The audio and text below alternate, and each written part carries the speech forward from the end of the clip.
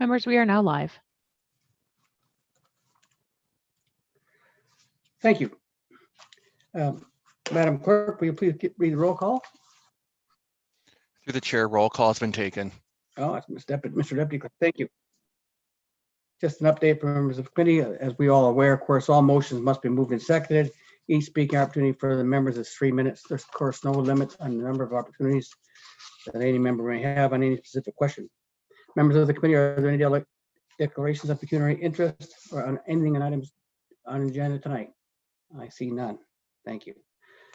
Joel Daniels, would you please provide an overview of the previous night? Thank you, through you, Mr. Chair.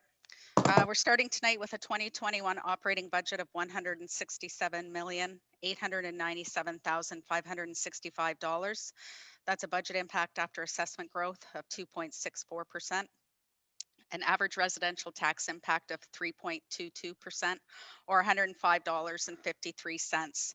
And I will just reiterate that that average residential impact is on a home assessed by MPAC of $285,000, with most homes last reassessed as part of the 2016 province-wide reassessment. The average multi-residential tax impact is 2.95%. The average commercial tax impact is 1.03%, and the average industrial tax impact is 2.03%. And before we move into step 11 this evening, I am happy to share that staff has identified net reductions to this budget today, totaling $68,298. That can be applied to the budget today. And these are base budget reductions that are not impacting service levels. They are a result of revised pricing for contracted services within family and income support, as well as some efficiencies identified in the CAO's office. So once we reduce this budget by those base budget reductions, we have a revised starting point this evening of $167,829,267. That's a budget impact after assessment growth of 2.6%, an average residential tax impact of 3.18% or $104.15, an average multi-residential tax impact of 2.9%, an average commercial tax impact of 0.99%, and an average industrial tax impact of 1.99%. And we were also asked to start tonight by updating and sharing the slide from the opening night presentation, which illustrates the overall budget impact by allocating assessment growth proportionately between the services the city has control over and the local boards. So on the screen now, we are showing that. You can see in the far right column that the gross levy increase prior to assessment growth was 4.58%, and with all the adjustments to date, including the one I just mentioned, the budget increase after assessment growth municipal-wide is 2.60%. When we do allocate assessment growth proportionately, the local board increase is currently at 7.55%, and the increase for the city services is at 0.67%. So we will move on to step 11A. And council had approved at its regular meeting on February the 23rd to refer the police services budget back to the board for consideration of further review. And members of the police services board are present this evening to present a revised 2021 budget. Joel, the reductions that the staff found, will we need a the committee to move them in adjustments? Chair, we have already gone ahead and made those reductions. They are just base budget reductions as a result of timing and don't require a committee decision. Okay, thank you. Mayor Davis? Thank you, Chair. Joelle, I've got a question for you about that introductory overview. And in reference to commercial industrial, you said, I think, 0.99%. Does that factor in the reduction in business education tax rate that we were advocating for following the Mayor's Economic Recovery Task Force? And MPP Will Boma assisted us, and there was a very significant reduction in that tax rate. Does that, have you factored that in, or is that something Mr. Telfer can tell us about?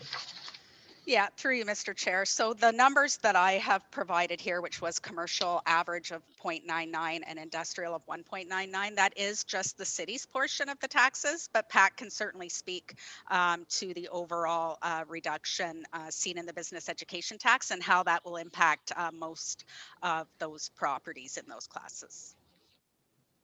So through the chair, yes, the province did reduce the business education tax rate that impacted the City of Brantford, and it was almost a 30% reduction in the business education tax, which is quite significant.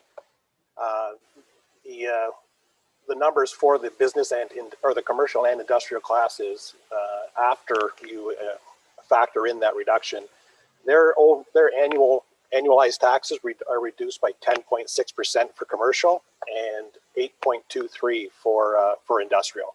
So it is a quite significant reduction and impact.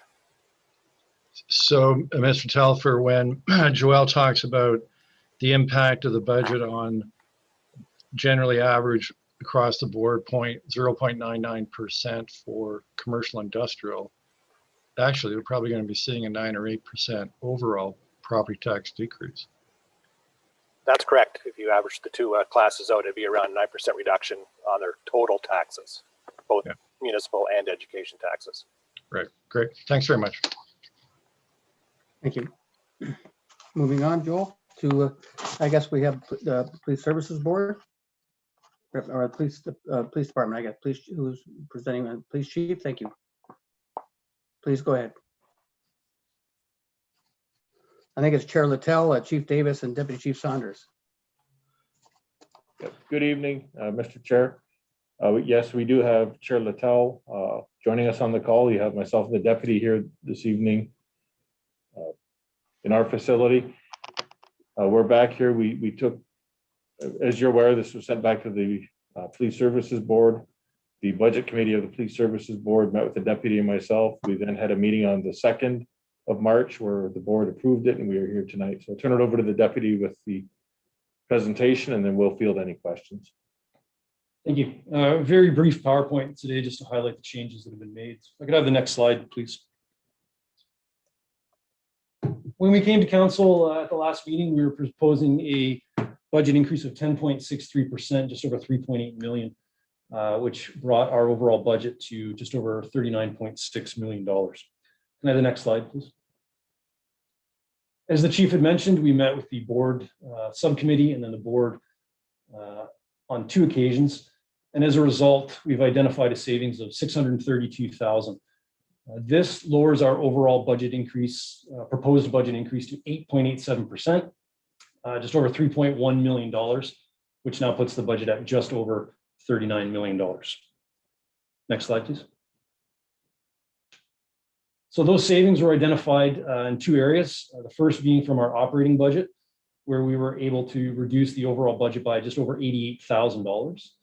And from our unmet needs, where we were able to remove unmet needs to the value of just over $543,000. Next slide. We're happy to answer any questions in relation to our budget proposal.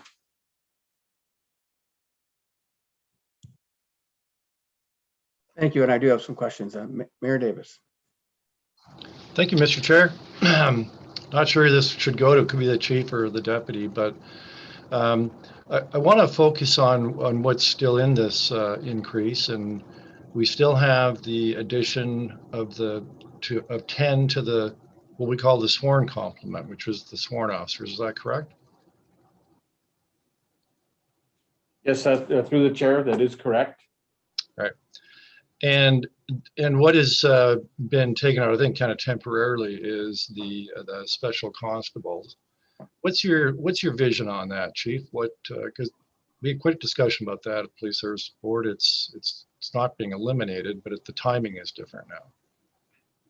So with the 10 constables, we would stagger them 5 in May, 5 in September. Those are the intakes as they sit right now at the Ontario Police College. What would come out are the 6 special constables, with the request being that they be authorized for implementation in 2022, 4 of them in January, 2 of them in June of 2022. But part of the rationale is it gives the city the opportunity to look at how to better utilize or a more efficient and effective use of bylaw. I've talked to the board ad nauseum about a stratified approach to policing, and I mentioned it before at our last meeting here about a stratified approach to public safety. And so we would postpone the specials until 2022, and hopefully the city would do what it has to do to make bylaw more enforcement oriented, proactive in an approach to address those concerns of the citizens that are likely best suited by bylaw.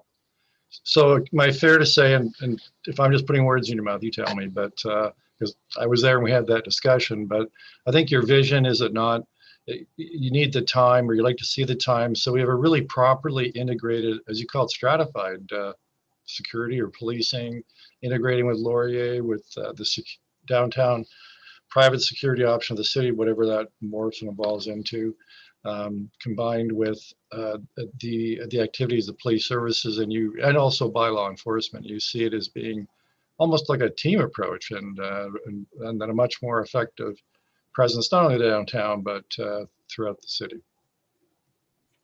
Yes, through the chair, that's correct. Again, it's stratified. It's so that you see an appropriate layer, if you will, of response, depending on the type of call that's required.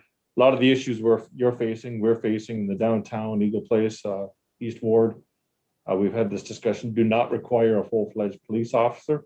So I still do believe that there's a need for the special constable, but we're agreeable that let's put that off till 2022. And then it allows the city to assess what you currently have underway with the security, as well as how bylaw can shift focus, right, and be part of the stratified approach. And then the other good news that's included in the allocation for this year is IT and IT persons. So you'll have better IT support services for the online office, the officers out on the street. 2, more dispatching personnel, so better, more effective coverage of the dispatching role, which is critical. And of course, a financial officer, so that we can have, you're hoping to get into multi-year budgeting so that we're not seeing these, dramatic increases, but we got a pretty good prediction of what it's likely going to be over, say, 2, 3, 4 years. Do I put your words in your mouth again, or is that, if I summarized accurately what's still in there? Yep, through the chair, that's a pretty good summary with the communications as well. As you're well aware, the Police Services Board's well aware, we're commencing our project for the radios that we utilize, as well as the fire service. And I think if we look at the stratified approach to public safety and look at it globally as the city, I think there's also an opportunity that the city assesses and decides where it's going to go with bylaw and private security. We can also then look at how does dispatch and radios integrate with that as well. So yeah, you summarized everything. Thank you, Mr. Mayor. Yep, thank you, Chair. Thank you. And then I have Councilor Tuskey, you have the floor. Thank you, Mr. Chair. Through you to the chief and the deputy chief. My question was also around timing, so you've answered a lot of that. My question was, from some of the research I was doing, it's my understanding that the legislation that allows for the special constables is not expected to come into place until the new year. Is that correct? Through the chair, no, that's not correct. The current legislation, the Police Act we have today, does allow it, and it's occurring across the province and other jurisdictions. The new legislation, the new COPSA, will really enhance it. And right now, we have to provide the training and all of that. We send it off to the ministry for an authorization. It's basically a glorified matrix. It lists the statutes we're looking for, the authorities, and then the ministry grants them. Under the new act, it's proposed that authorization exercise can happen at the board level. Okay, thank you for that clarification. And you also talked about, our bylaws part in this in terms of, making this all work with the special constables. Are we are we far enough down that road in terms of understanding the changes that we need, or that we can do the changes that will help complement what you're proposing here, Chief? Through the chair, I shared it with the board. I've been very candid with the CIO that I do see this as a stratified approach to public safety. And I want everyone to pick up on that. I'm saying public safety, not policing. That it's a stratified approach to public safety where we're all in this together. And so what I can say is that I think the timing is such that, you know, the advertisement's out right now for a new bylaw manager. You know, Mr. Anderson's done an outstanding job with his crew and his team. And if anything, COVID showed us what a hidden gem, hidden resource bylaw can be if utilized effectively, and how they helped us manage the COVID response. So when I look at the types of calls that we get, that really, you know, we're taking them as the police service because we're the last resort, or we're the only service available in the off hours. You know, the nuisance behavior downtown, the loitering, the littering, the defecation, the urination, the noise, the graffiti, the issues around the marijuana shops. A lot of that could be really proactively and enforcement-based ideology, and bylaw could really be a really effective part of the strata for a stratified approach to public safety. So based on what I see, I think there's a natural nexus, and the timing is great right now, which is a big part of why we were willing to let the special constables forego. Because one of the arguments you'll hear, maybe you've heard already, well, bylaw can do a certain amount until the person they're dealing with says, well, you have no authority. And that's where they have the authorities they would have under the city bylaws, and there's enforcement officers there. But if they get that in place, it sets the stage nicely for us to have the special constables roll out in 2022. And especially when I talk about, you know, the upgrade in the radio system and that, it'd be a matter of switching from whatever channel they operate on to a channel that the police could be accessible on. And now we have the special constables as that next layer of response. And we're still having that stratification before we send the 10-year veteran at $100,000 a year to deal with a nuisance issue.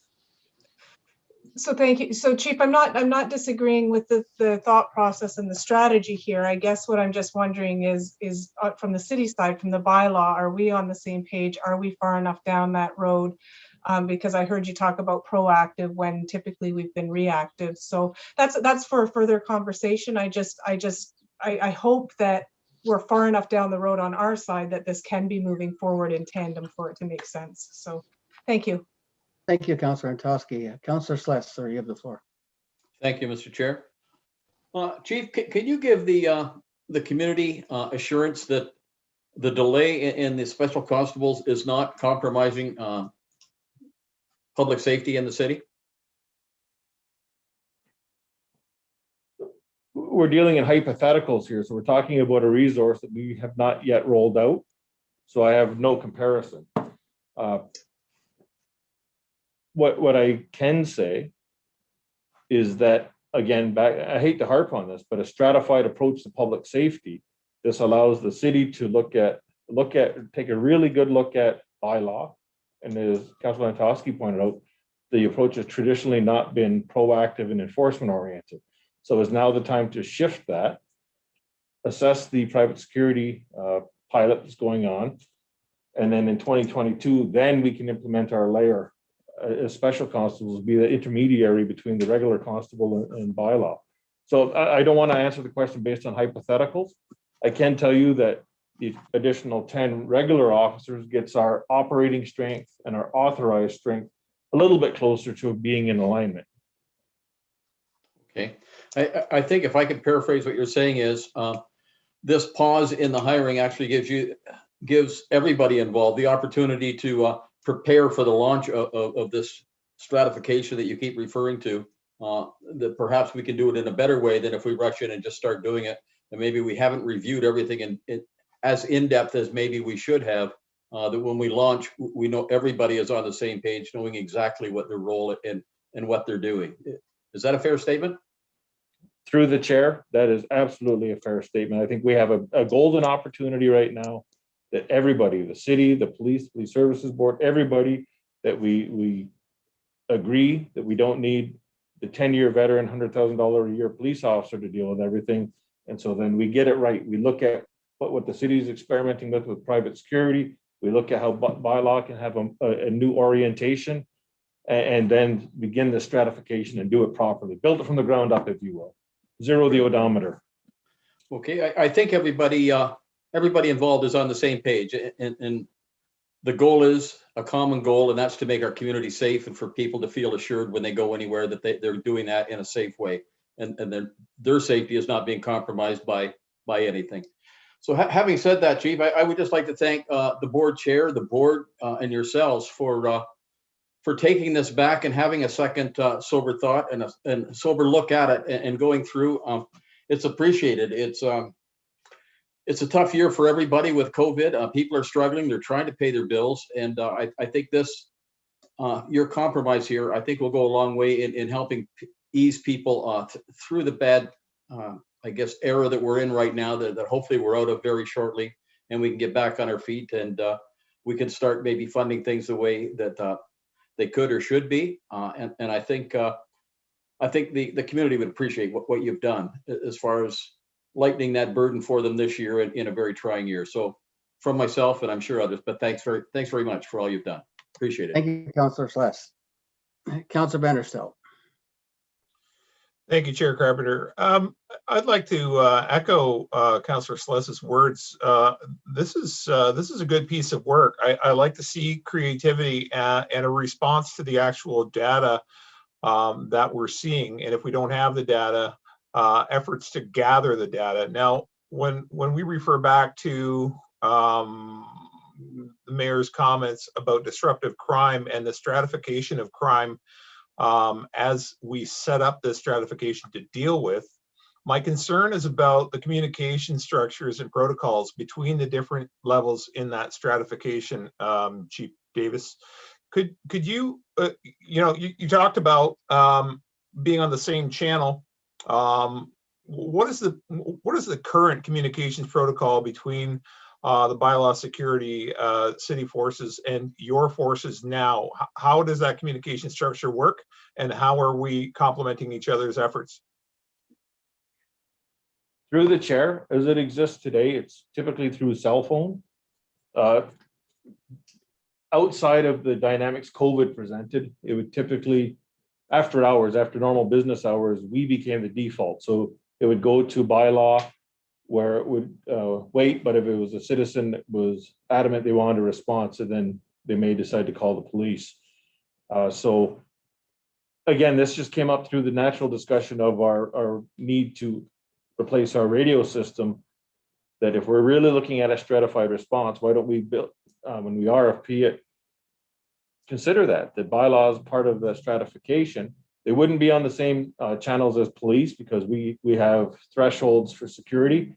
But on your dial, say you had 5 channels, if they operated on channel 5, there's the potential for maybe all dispatch or even after hours dispatch would go, call forwarding would put it to us after 4 p.m.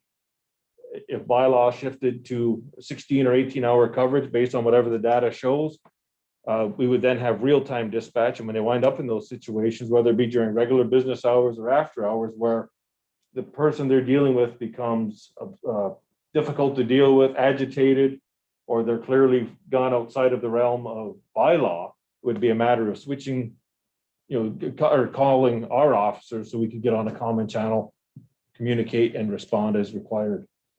And that's for now. In 2022, we would have the special constables that would be even a more appropriate response depending on the nature of the call. Right. Do you foresee another level of stratification over and above the 3 that you've mentioned coming up in your multi-year budget program? Through the chair, within the special constable rank internally, we've discussed a stratification even internally within the police service. That being the cell block area, where there's minimal exposure to the public. You're dealing primarily with prisoners and a little bit at the front desk. The second strata would be our court constables that provide prisoner transport and court security. And then the third strata would be the special constables out in the street, like you see with the Wilfrid Laurier special constables. So it's multi-layered.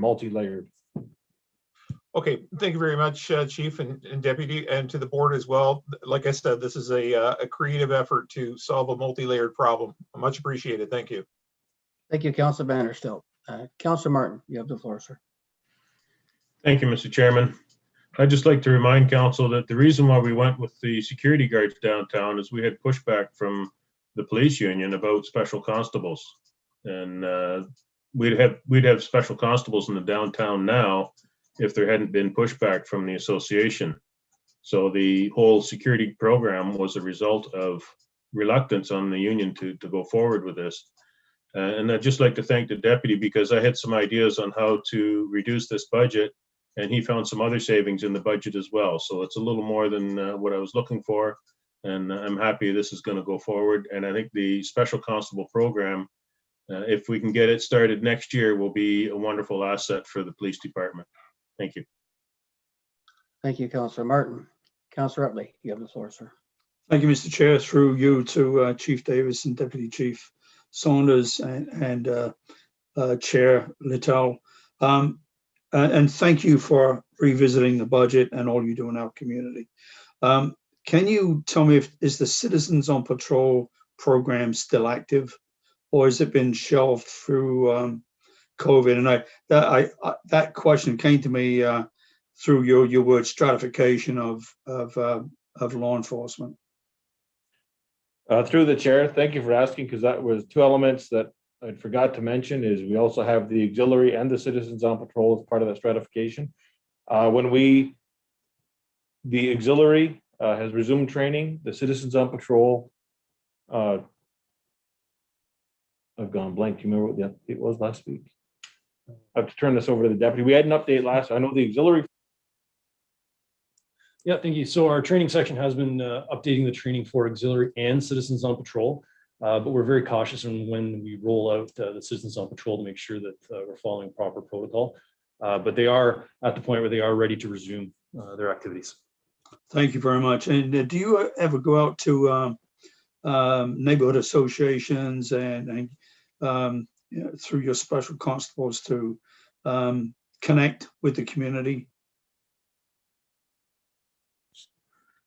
Through the chair, prior to when we were in that reprieve of COVID in the summer, we were liaising a lot with Eagle Place and the community association there, as well as in East Ward.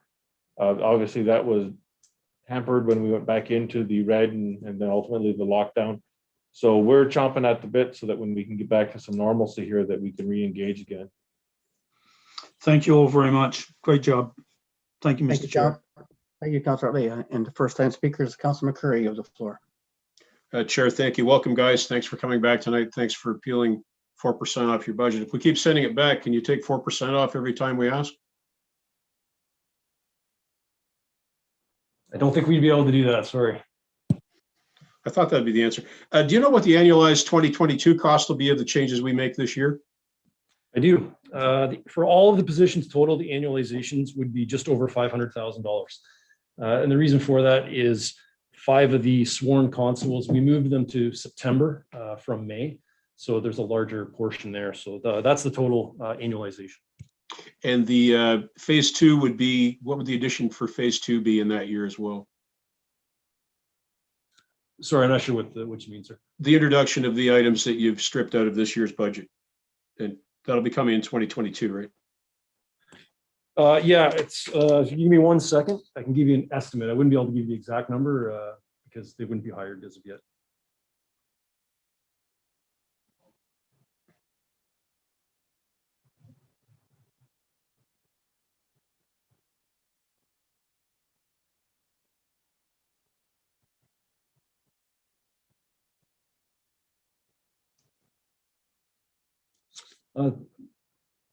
Through the chair, the approximate costs for implementing of the special constables in 2022 would be approximately $530,000. So we'd be adding another mill next year, sorry, the year after.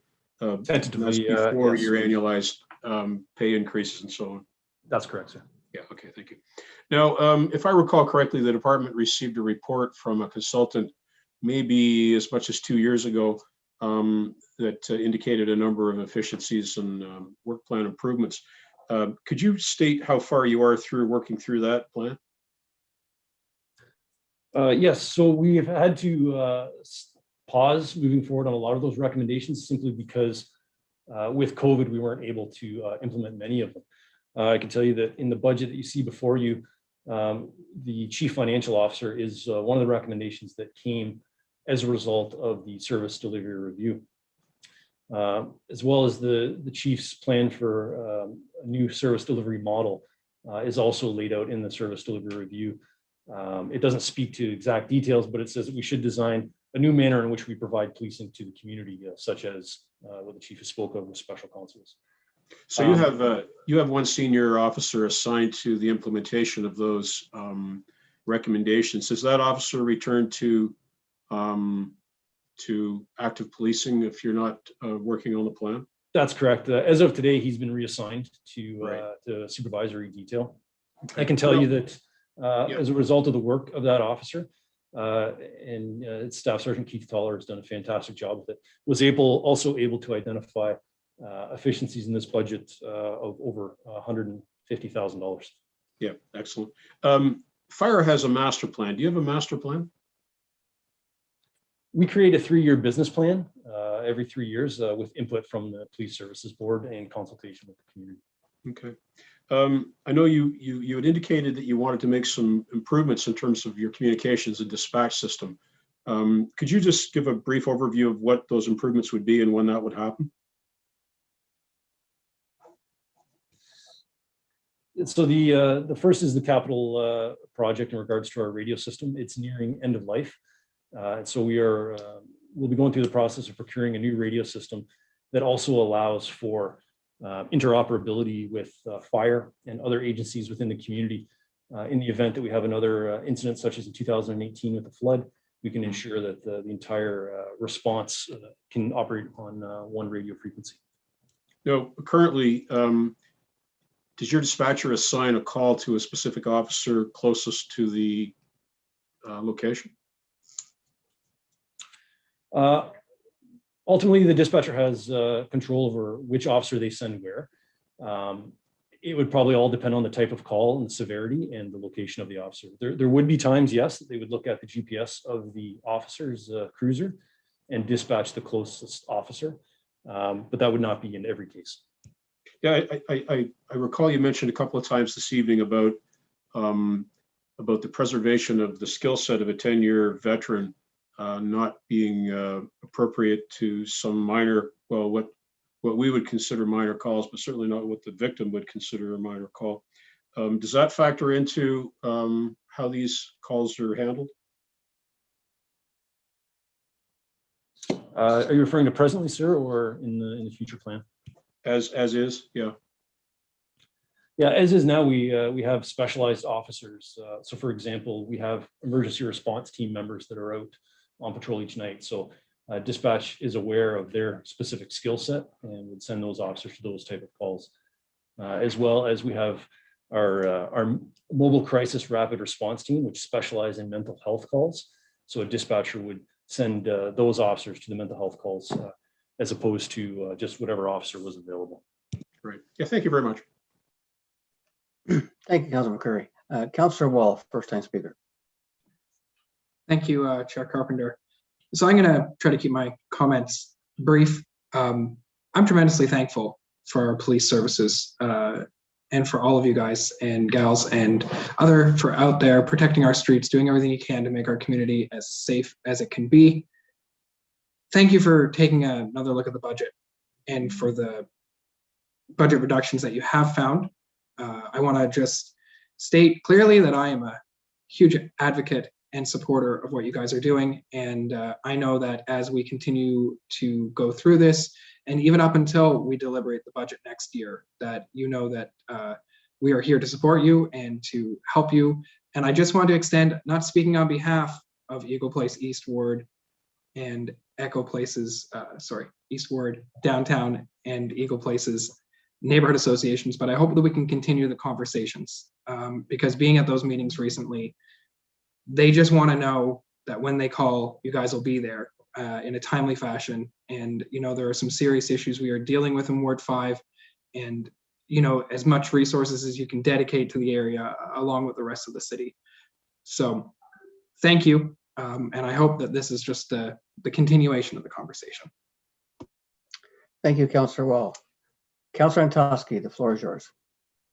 Thank you, Chair Carpenter. Through you to the deputy and the chief. Something you said earlier reminded me of two other questions I had. The first one may be a bit difficult because it's, like you say, it's theoretical, but Chief, you get to kind of decide what you want the special constables to be able to do. But are you able to give kind of a percentage wise of, how much a special constable might be able to do compared to a sworn officer in terms of responsibilities and enforcement? Through the chair, I'm not comfortable giving it as a percentage. I would like to focus on the authorities. So as police officers, we're granted authorities under several provincial statutes as well as some federal statutes, controlled drugs and substances, criminal code being the two big ones. With the special constables, we can request authorization. We have to show that we've done our due diligence on the training side of it, but we could look at the Trespass to Property Act, the Liquor License Act, the Mental Health Act, to name a few, which would really be that next tier to be there to support bylaw. With what we're dealing with downtown, you have the Safe Streets Act, and if we wanted, if you look at some of the jurisdictions, we look at Toronto with the Toronto Community Housing Authority with their special constables, they've gone so far as to give them some criminal code authorities. I'm not saying that that's where we're destined, but that gives you a peek behind the curtain, if you will, as to what we could do. So when you look at the primary acts that we're using in the areas downtown, East Ward and Eagle Place, Trespass to Property Act, Mental Health Act, Safe Streets Act, and Highway Traffic Act, Liquor License Act, there's 5 big ones that we could utilize right away. Okay, thank you. And the second question was, this is what you said something to you. You said, you mentioned something about, there's certain calls that doesn't make sense to send out $100,000 officer to. So what would a special constable earn at the top of their rate? Stand by while we look that up. Yes, thank you.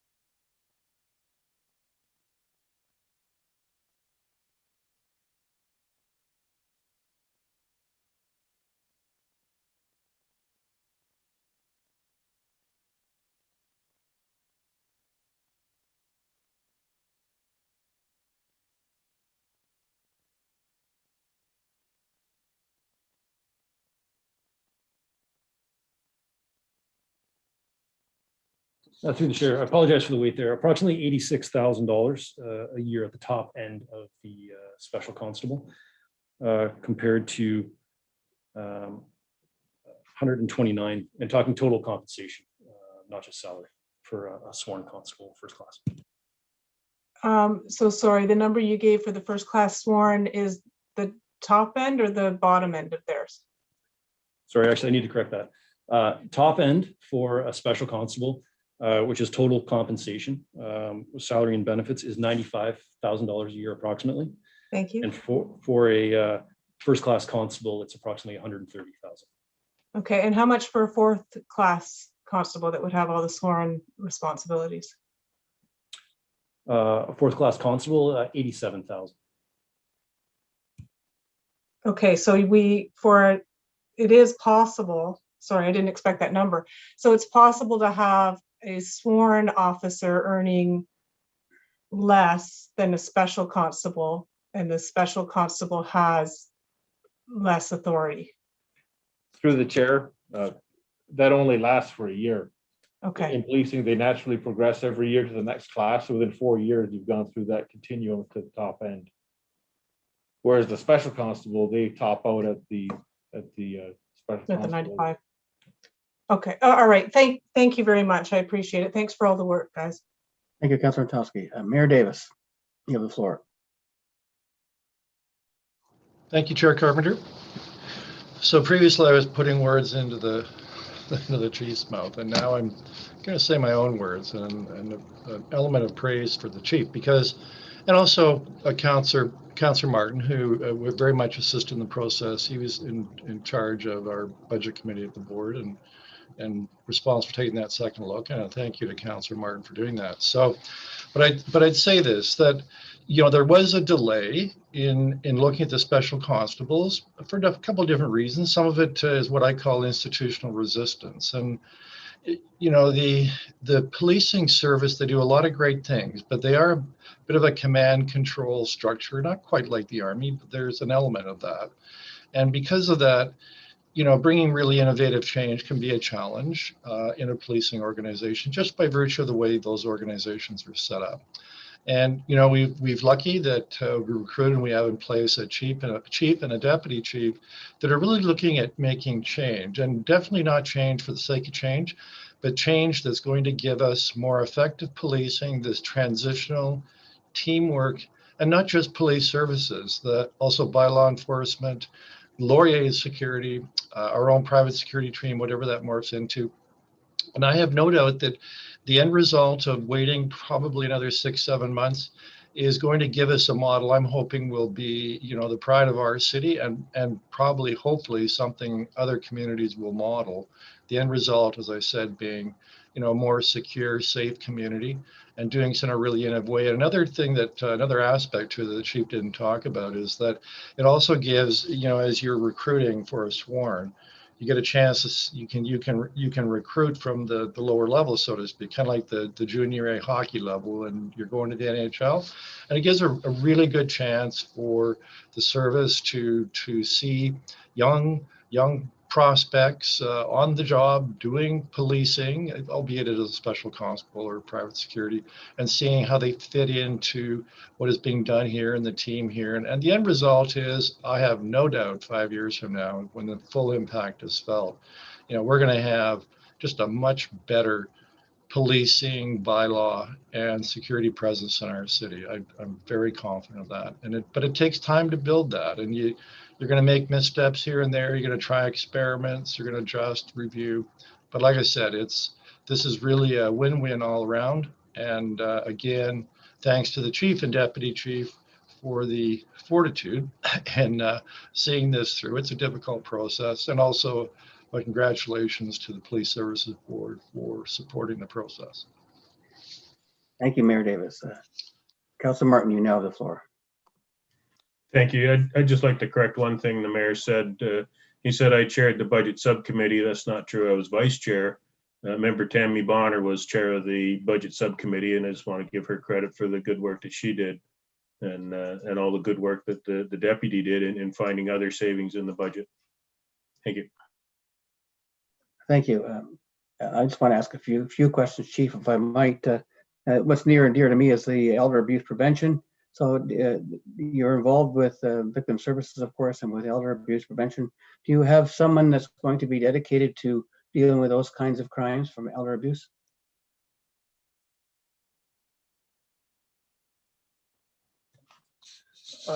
Through the chair, if I may answer that, sir. We have multi units that will actually handle those type of investigations. We work hand in hand with victim services as they're in our building.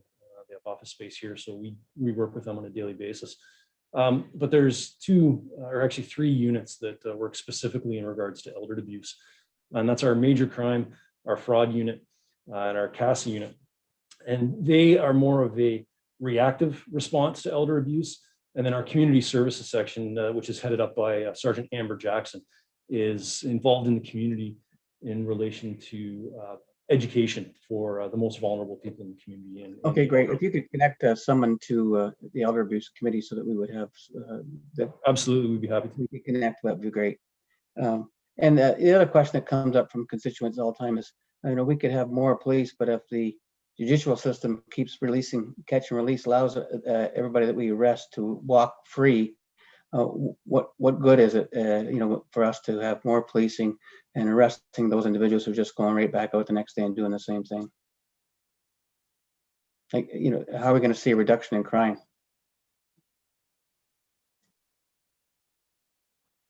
I know it's a loaded question. Yeah, through the chair, I wish I had the answer. I'd copyright it and be very wealthy. Okay, so the answer is to get to a provincial government and tell them to make changes.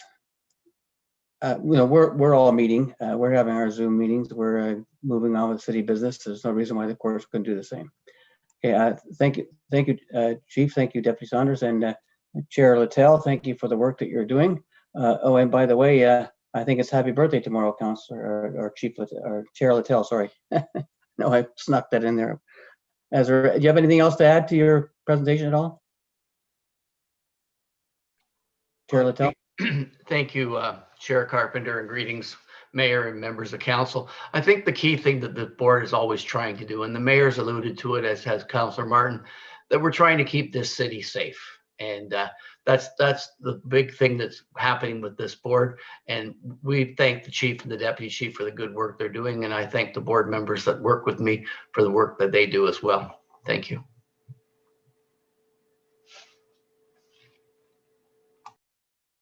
Thank you. And I just saw Councillor Martin's hand go back up. Councillor Martin, you have the floor, and then Councillor McCurry.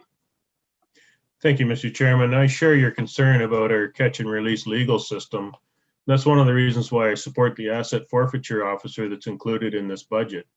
By taking away the profits of crime, we can make it less profitable for criminals in Brantford. Hopefully that'll encourage them to go to other areas. It's not as good as improving our justice system, but it's a step in the right direction. And I'm hoping to see positive results from that, but it's definitely something that we need to try in order to improve the situation. Thank you, Councillor Martin. I've heard that from the public as well. Councillor McCurry. Thank you, Mr. Chair. Seeing that the other chair, Mr. Littell, is here today, I don't often get a chance to interact with him in a member-to-member way. I just would like to reiterate what's been said here today. I think Chair Littell and the remainder of the Police Services Board, including, let me see, I hope I don't leave anybody out, it'd be Councillor Martin, it'd be Mayor Davis, Member Karen George, Member Tammy Bonner. Am I forgetting somebody? I think I've got everybody. It's such a welcome relief to see the quality and interaction of the board that we have now, as well as the police management that we have now.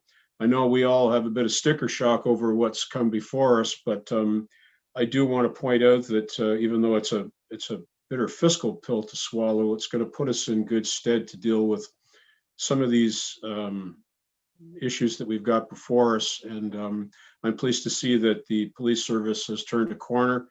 And when I see the folks in charge, it actually gives me hope for the future. Now, if only we could do something about our abysmal judicial system and what seems to be a preference for the rights of the criminal over the deterrent of keeping these folks locked up, we'd be in good shape here. Thank you, Councilor McCurry. Now we'll be moving on. Joel, would you please give us an update now with the new police services budget, what that will do? Yes, through you, Mr. Chair. So based on the recommendation from the Police Services Board, the 2021 City of Brantford operating budget can be reduced by $632,437. So that results in an updated 2021 operating budget of $167,196,830. That's a budget impact after assessment growth of 2.21%, an average residential tax impact of 2.79% or $91.42, an average multi-residential tax impact of 2.52%, an average commercial tax impact of 0.61%, and an average residential tax impact of 1.60%.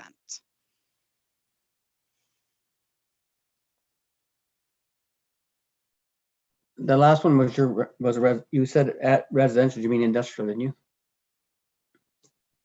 The point one. Through Mr. Chair, yes, the last one is industrial. Sorry if I slipped there. Average residential tax impact of 1.60%. No problem. That's quite fine. I see speakers. Councilor McCurry. Well, thank you, Chair. Joelle, would you venture a guess as to say what the approximate sale value in this market might be of a house that's assessed at 285? Through you, Mr. Chair, I really can't say no. I wonder if at the conclusion, we could make some sort of a guesstimate of a range for this average house in Brantford, if you could undertake that.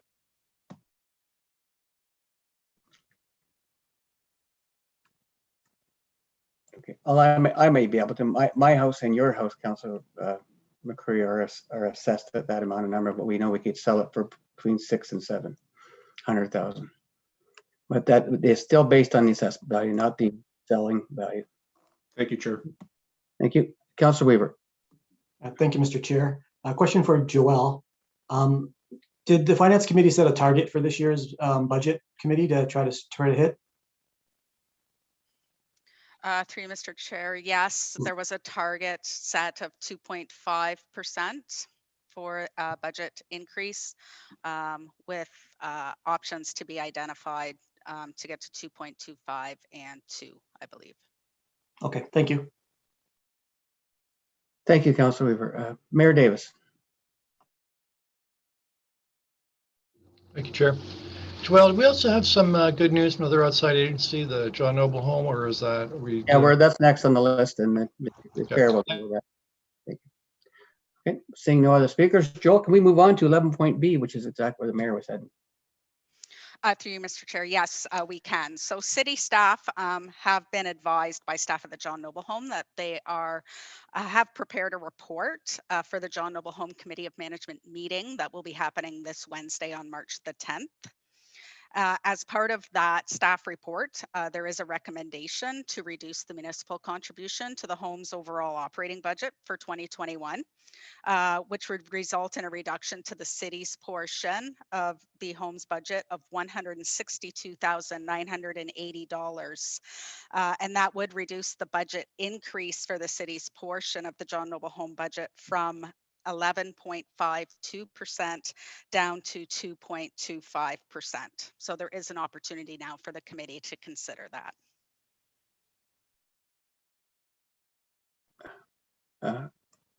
Councilor McCurry. Chair, thank you. This will probably be a redundant question, as I can't imagine that the staff and board would permit a decrease that would put folks at risk or diminish their level of care. But I will ask, what's the nature of the reduction that's being proposed? And was that in our materials this afternoon? I think it was. I can answer that as a member of the committee. That was funding that was we weren't sure we were going to get from the province, and that was why it was added into the budget, because we have to have it for the PPE and for COVID. But we've received information that funding will be come forward, and so that part's been reduced from the budget because we're confident that it's coming from the province. That's excellent, Mr. Chair. Thank you very much. And I should note that the chair of this committee was also instrumental in the creation of last year's budget process for the John Noble Home, which is before us at this time. Thank you. Mayor Davis. Thank you, Mr. Chair. So Joelle, how do we handle that? Because we have a meeting on Wednesday. I'm also a member of the John Noble Home Board, and we'll be considering this, and it probably will be an easy decision, because it's just simply properly accounting for additional money from the province that we thought we were going to get, but we couldn't sure we were going to get it when we did the budget. So it's not cutting it anyway. It's just there's more revenue coming in from the province, which reduces what we have paid. So how do we deal with that tonight? Like, do we put it in? Do we include it in our budget, like with an asterisk, or we wait? What do we do? Yeah, so through Mr. Chair, it is a staff recommendation. The risk seems quite low that it's not going to be approved at the committee level. So the estimates committee tonight can take that preemptive reduction per se, and we'll go ahead and we'll reduce the budget accordingly. If by chance the committee on Wednesday, the committee of management on Wednesday was to not approve that reduction, staff would come back either through the next estimates meeting or through council to either amend this budget or find other ways to mitigate. Yeah. Thanks, thanks, Joel. Mr. Chair, then is it appropriate we make a motion for staff to make that adjustment? I think it's a pretty safe assumption to think that.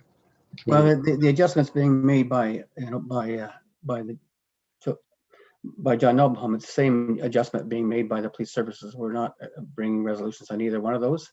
Yeah. We're just accepting those as at this point. And if there's a change or amendment needed, then we'll do it forward. So there's no resolution required. Right. So can we have an update then from staff? Yes, that's next on my list as an update. Thank you. Just a little. Through you, Mr. Chair, the worksheet was set up in a way that we would ask council for a motion to amend only because the board hasn't approved that yet, and this would be a preemptive decision by the estimates committee.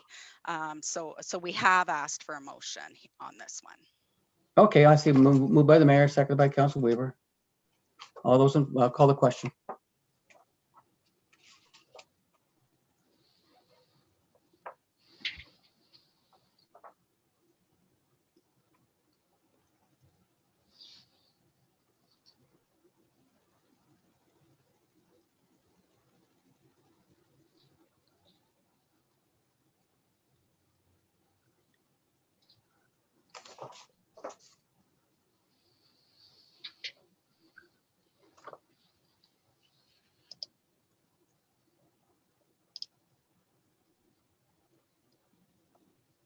Okay, thank you. The potential reduction from the John Nobleholm budget carries unanimously on recorded vote. Members of the committee voting in favor as follows. Councillors Vanderstelt, Sless, Martin, Antosky, Wall, Weaver, Ali, McCreary, Carpenter, and Mayor Davis. Thank you, Joel. Could you now give us an update of where we are with that reduction? Yes, through you, Mr. Chair. So the revised 2021 operating budget is now $167,033,850. That's a budget impact after assessment growth of 2.11% and an average residential tax impact of 2.69% or $88.14. An average multi-residential tax impact of 2.42%, an average commercial tax impact of 0.51%, and an average industrial tax impact of 1.50%. Thank you. Moving on to 11C. Joel, would you please provide an overview of 11C? Thank you, through you, Mr. Chair. So at this step, we're going to be considering all of the unmet needs that have been referred to step 11 through the previous 3 nights of estimates meetings. They are ranked in order of priority as identified by staff.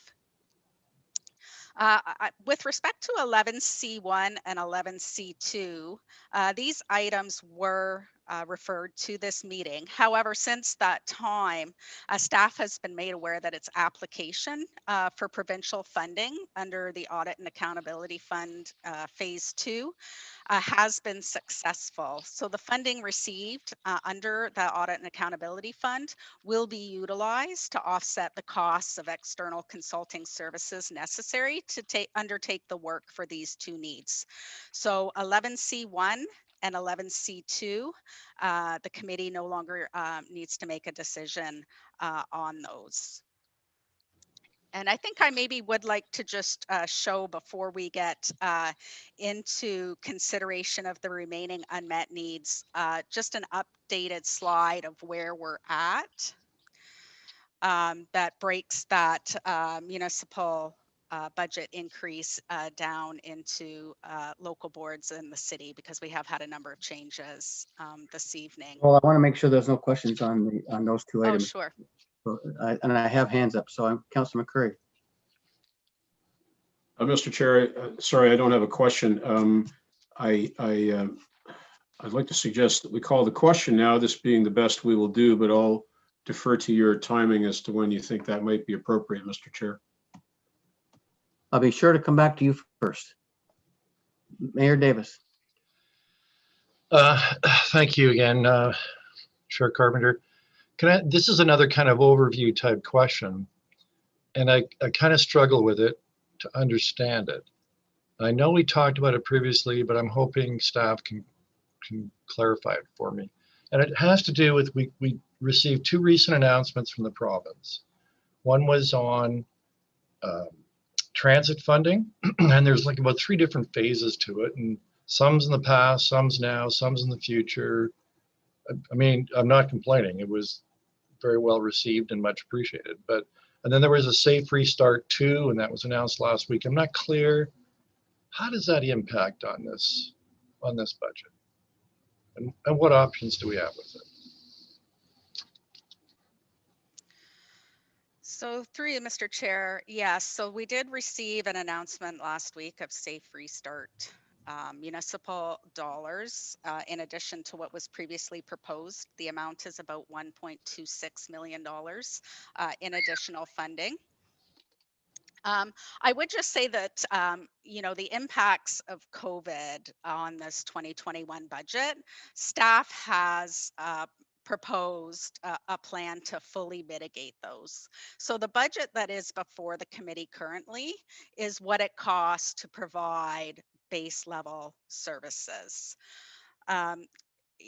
If we were to use this new provincial funding as a means to reduce the budget, then what we would have to do is buy that back immediately next year. So a $1.2 million reduction to our operating budget is about 3/4 of a point off. That would automatically result in that being an increase to next year's budget. We've certainly experienced with the casino being closed as a result of COVID, we've drained a lot of reserves. We've had to consolidate reserves, and council has implemented a plan to mitigate how we're going to manage the loss of casino revenues. We've canceled a lot of our grant programs. So what I would recommend is we would be looking to allocate those funds back to some of those reserves to be able to do some of the items that those reserves have been established to do, as well as put back money into our contingency reserves that we have had pretty much drained to be able to deal with this pandemic. So I think what you're telling me, and I'll put words in your mouth, I think I'm just giving them back to you, which is, so we do have the option, if we want, to take some of that money and just put it against the operating budget, correct? Yes. Yeah, but then we got ourselves in a fix, because to get us where we got to now, we were taking money out of reserves, especially the casino reserves, and like doing a lot of juggling and balancing with reserves that really weren't that flush anyways to begin with, moving into COVID. Plus, you got to make up next year in your operating budget for the temporary decline you get this year out of it. So, yes, Chair, that is correct. Yeah. Okay, I just wanted to make sure I understood that, because with those announcements last week, I was thinking, okay, how does this impact it? All right, thank you. Thank you. Joel, the items 11C1, 11C2, they still, even though they're referred here and there's no cost to the budget, they still need to be approved by this committee. So looking for a mover for 11C1, moved by the mayor, seconded by Councilor McCreary. Seeing no questions, I'll call the question on that one, 11C1.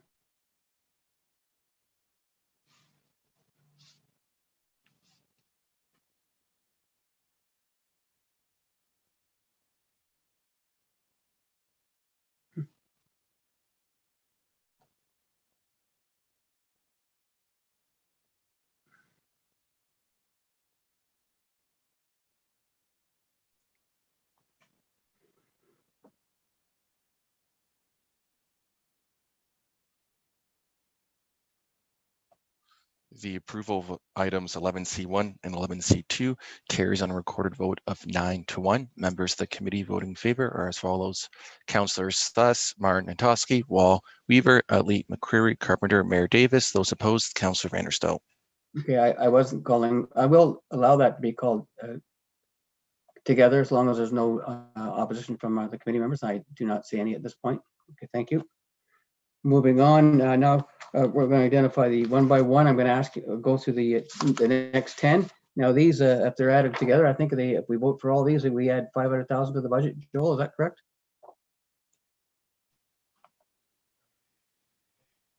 Through you, Mr. Chair, if the committee were to approve all of the needs put forward, that would result in an increase of $759,202. Okay, thank you. So I'm looking for the mover. The first one is 11C3, the systems engineer, moved by the mayor, seconded by Councillor Weaver. Any discussion? Councillor McCurry. Mr. Chair, I would like to move that we call the question on the budget before us prior to the consideration of unmet needs. And I do have Councillor Martin as a seconder. And as I said, Mr. Chair, this is the best that we will do is before we introduce additional costs. And it's become sort of an annual tradition that we do this, and I ask your indulgence. Thank you. The question's been called. We'll call the vote on the question. To call the question, the vote to call the question. Councillor Weaver, did you have a comment? Yeah, yes, I did, Mr. Chair. So just to put it into perspective, so the unmet needs that are before us, system engineer, that's for our safety and keeping our corporation safe. Heavy duty vehicle and equipment manager and trainer. It's pretty important. Wastewater, that's actually not going to cost anything. That's going to be paid by the ratepayer. For full-time equivalent firefighters are in unmet needs. The annualized shelter beds to 10. It says that it's an increase, but it's actually just, we did that last year and this would be also doing that this year.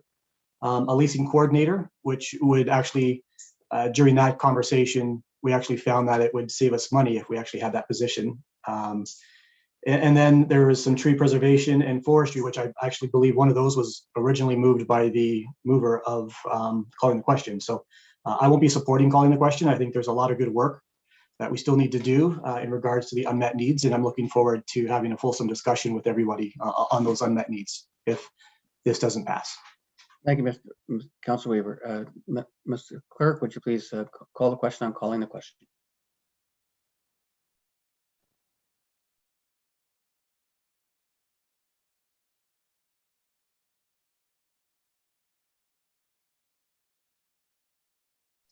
The motion to call the question is lost on recorded vote of 3-7. Those voting in favor of the motion to call the question are Councillors Martin, McCreary, and Utley. Those against, Councillors Vanderstel, Sluss, Toski, Wall, Carpenter, Weaver, and Mayor Davis. Okay, system engineer 11C3 is on the floor. Does anyone wish to speak to that? Seeing none, please call the question. System engineer.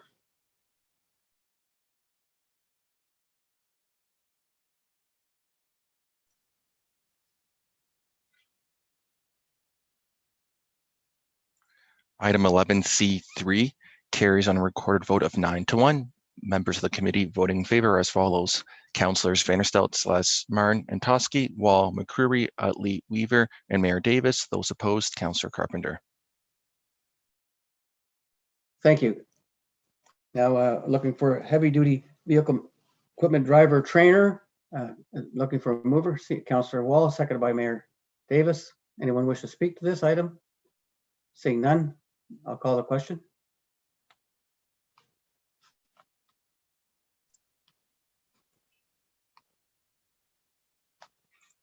Item 11C4 carries on a recorded vote of 7-3. Members of the committee voting in favor as follows: Councillors Vanderstel, Sluss, Martin, and Toski, Wall, Weaver, Mayor Davis. Those opposed, Councillors Utley, McCreary, and Carpenter. Thank you. And 11C5 is the water distribution wastewater collection officer. It's funded out of water and wastewater.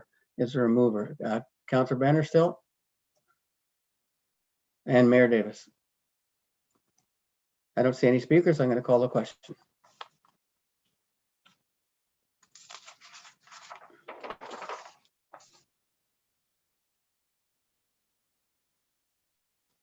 Item 11C5 carries on a recorded vote of 8-2.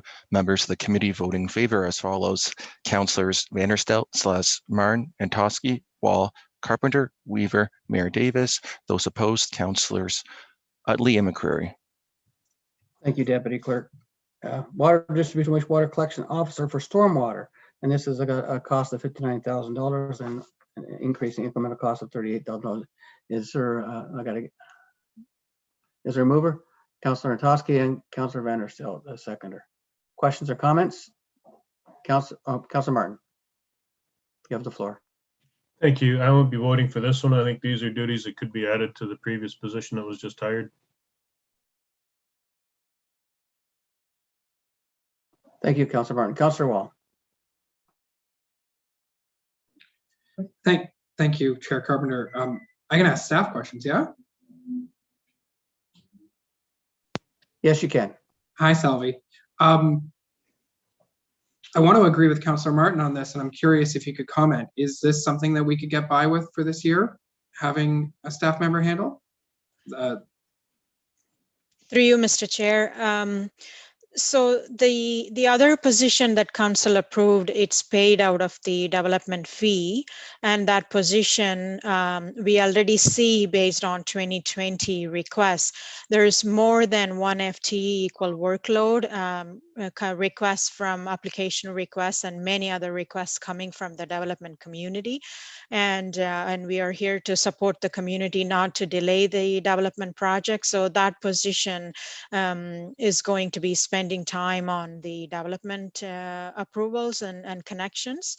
So this position, the stormwater position, is to focus on the new assets that the city assumed on the stormwater side, and many other Mohawk Lake District projects and master servicing plan projects, and the new assets are being added every day. So it's nice that the capital projects are, allocated, funding is allocated and built. We are looking for a staff person to operate and maintain them. Okay.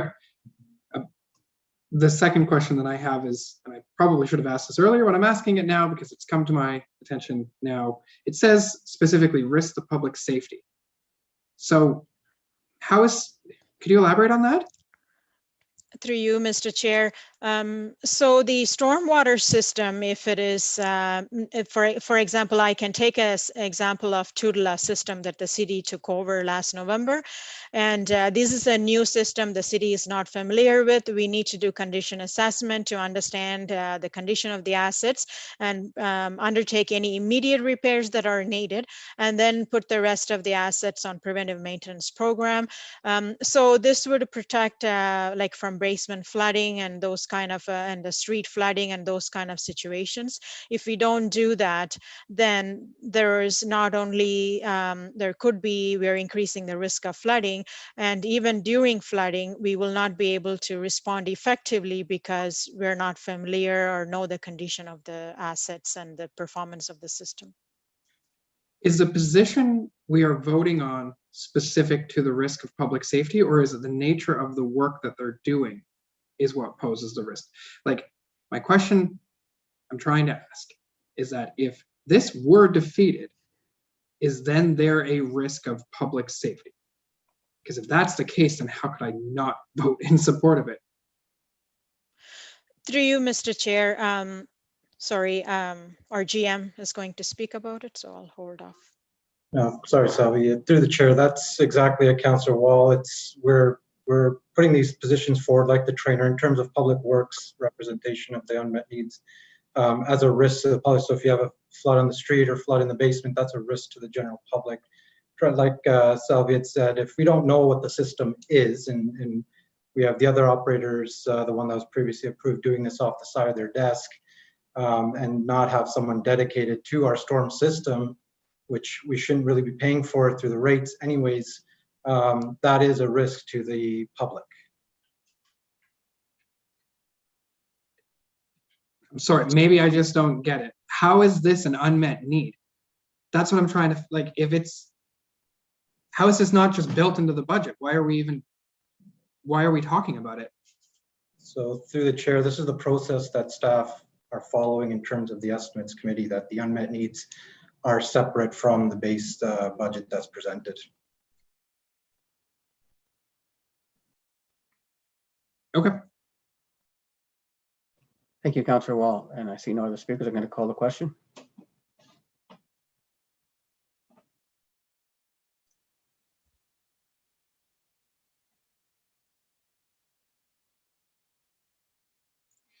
Item 11C6 carries on a recorded vote of 6-4. Members of the committee voting in favor are as follows: Councillors Vanderstel, Marn, and Toski, Wall, Weaver, Mayor Davis. Those opposed, Councillors Sless, Utley, McCreary, and Carpenter.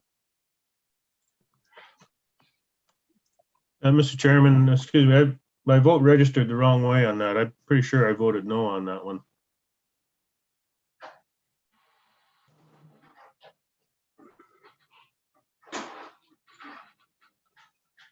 Well, I guess could you read the vote again, Chris, please? Sure.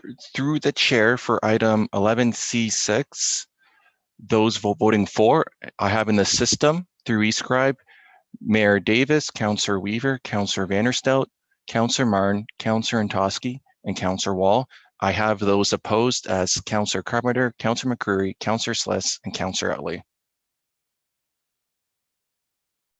Okay, I guess does the committee, if the committee is okay with calling the vote again, I'll call the vote again. I'll recall the vote. Thank you.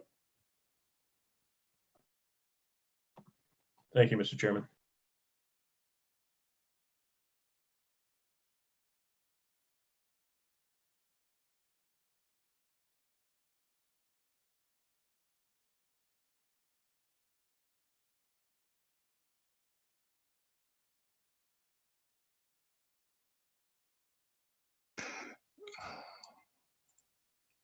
Item 11C6 carries on a recorded vote of 6-4.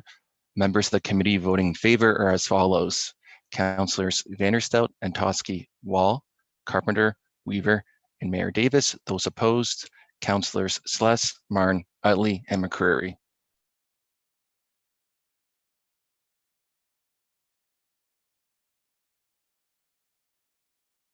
Thank you. And Councillor Martin, if this next one gets moved, then we'll deal with your conflict if you feel you have one. So looking for annualized shelter bed increases for Rosewood House, 11C8. Is there a mover? Moved by Councillor Vanderstel, seconded by Councillor Weaver. So it's on the floor. Councillor Martin, would you wish to declare a conflict on this? Point of order, Mr. Chair. I think we missed one. Sorry, 11C7. Oh, I'm sorry. Yes, we did. Yes, we did. Yeah. Well, I'll go back. Thank you. 4 full-time firefighters to the tune of $225,130, and moved by Councillor Wall, second by Councillor Weaver. Is there any discussion? Seeing none, I'll call the vote. Oh, Councillor Martin, sorry. Councillor Martin. Thank you, Mr. Chairman. When we opened the 4th station, we increased the complement by an extra firefighter per platoon at that time, because the chief of the day was insisting on staffing a pumper with 5 instead of 4. If it wasn't for COVID, I could support this, but with the difficult budget we're facing because of the COVID restrictions, I think now is not the time to increase the complement of firefighters, so I'll be voting against this one. Thank you. Seeing no further speakers, I'll call the question.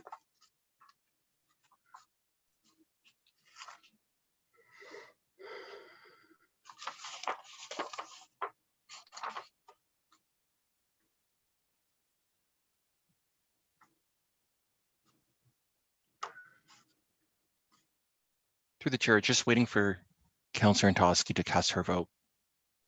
It won't let me push the go button. I've got the yes, but so I'm in favor, please. Item 11C7 is lost on recorded vote of 3-7. Those voting in favor of the motion are as follows: Councillors Weaver, Antosky, Wall.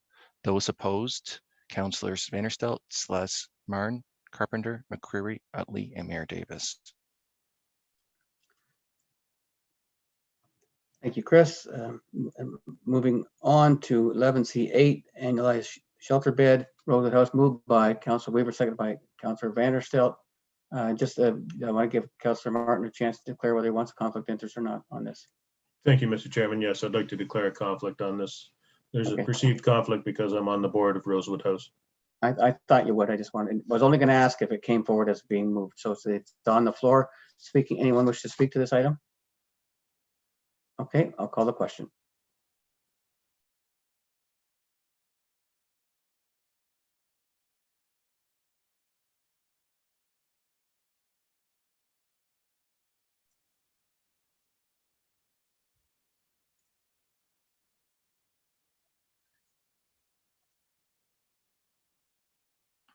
Item 11C8, noting Councillor Martin's conflict of interest, carries on a recorded vote of 6-3. Members of the committee voting in favor are as follows: Councillors Vanderstelt, Antosky, Wall, Weaver, Mayor Davis. Those opposed, Councillor Utley, Councillor McCreary, and Councillor Carpenter. Thank you, Chris. Moving on to leasing coordinator. Is there a mover? Moved by Councillor Vanderstelt, looking for a seconder. Councillor Weaver, it's on the floor. Discussion? Seeing none, I'll call the vote.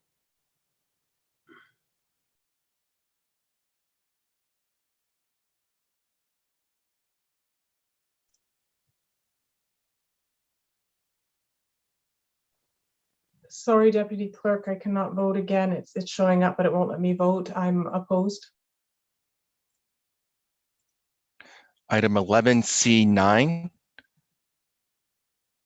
is lost on a recorded vote of 3-7. Members of the committee voting in favor are as follows: Councillors Vanderstelt, Weaver, Mayor Davis. Members of the committee opposed, Councillors Martin, and Tusky, Wall, Carpenter, McCreary, and Utley. Okay, and next one is 11C10. It's administrative support for the clerk's department services. Looking for a mover. Seeing no mover. Seeing no seconder. Okay. Moving on to 11C11, which is the tree preservation summer program. Looking for a mover. Councillor Antosky, seconder. Councillor Sless, it's on the floor. Discussion? Seeing none. Oh, Councillor Wall. Sorry, just making sure I'm reading this right. There's no impact to the 2021 budget on this?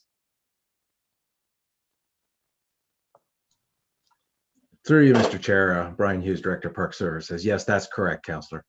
Thank you. Thank you, Councillor Wall. Call the question.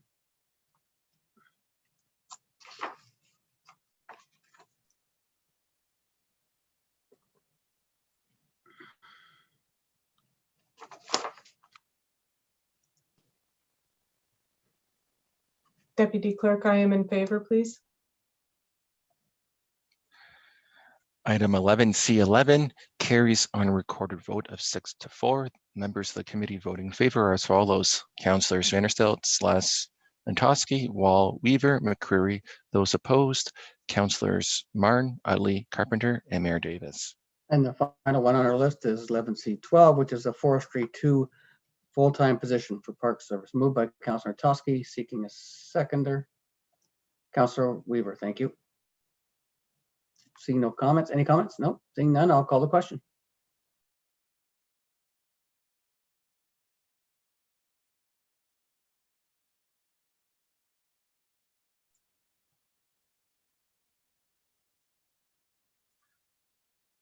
Item 11C12 is lost on recorded vote. Members of the committee voting in favor are as follows: Councillors Weaver, McCreary, and Antosky.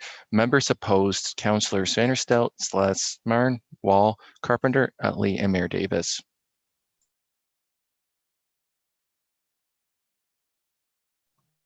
Thank you. Joel, could you please give us an update where we are with the increase in the unmet needs added to the budget? Yeah, Mr. Chair, can I just have 20 seconds just to confer with my staff and make sure we've got everything in here right? Certainly can.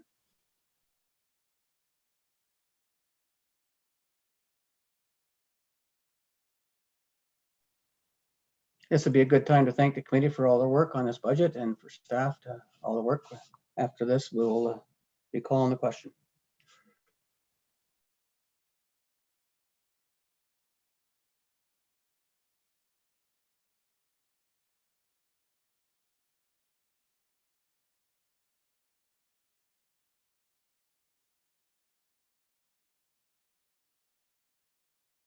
Be calling the question after we look at what members of the committee wish to add other cuts or increases.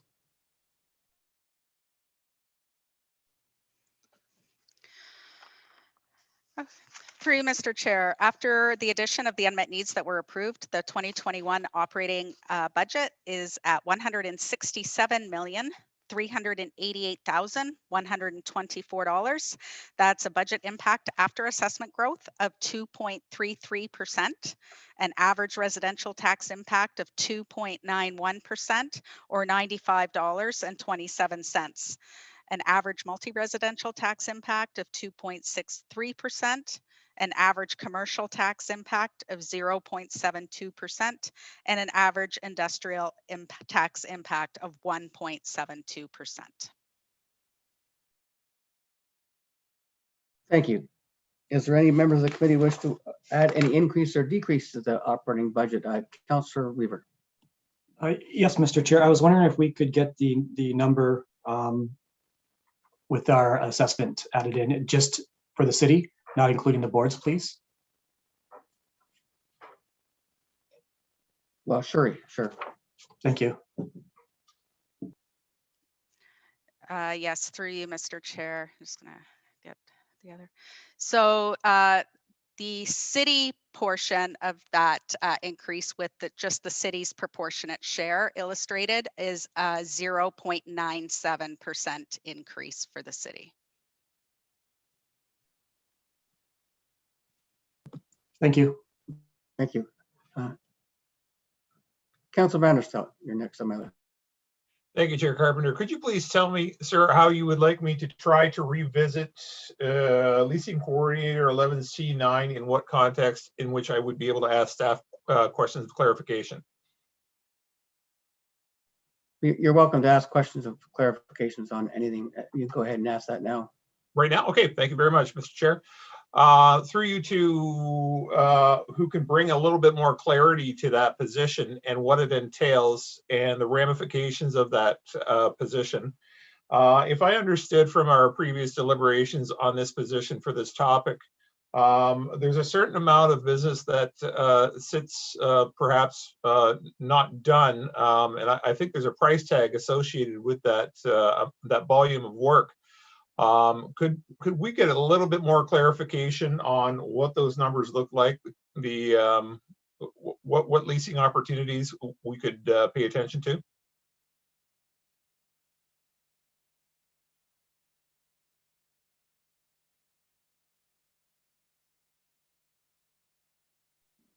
I think Councillor Vanderstelt, I believe Heidi DeVries is on the line and she can answer that question. Through you, Mr. Chair, Brian Hutchings, CEO.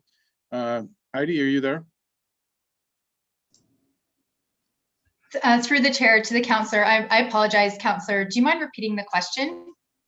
Yeah, previously when we discussed this position, there were some very good reasons why we were thinking of considering it and why you brought it forth as a recommendation.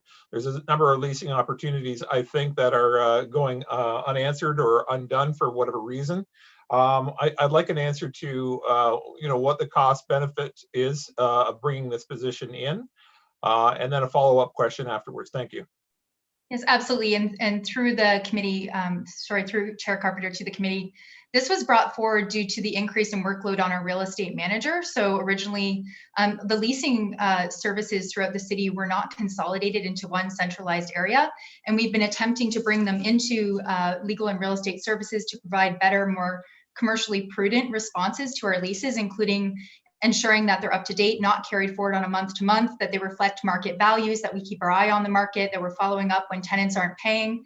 And that has created an additional workload without the corresponding FTE in this department. So given the increase in responsibilities on the real estate manager's plate without the corresponding staffing levels in our department, this has reached a pinch point. That, as well as the fact that our real estate manager, Mr. Gasparetto, is also responsible for general management of the city's real estate portfolio and for the purchase and sale of real estate, which has become a priority of this council to fund other needs. And that was a priority actually in 2019.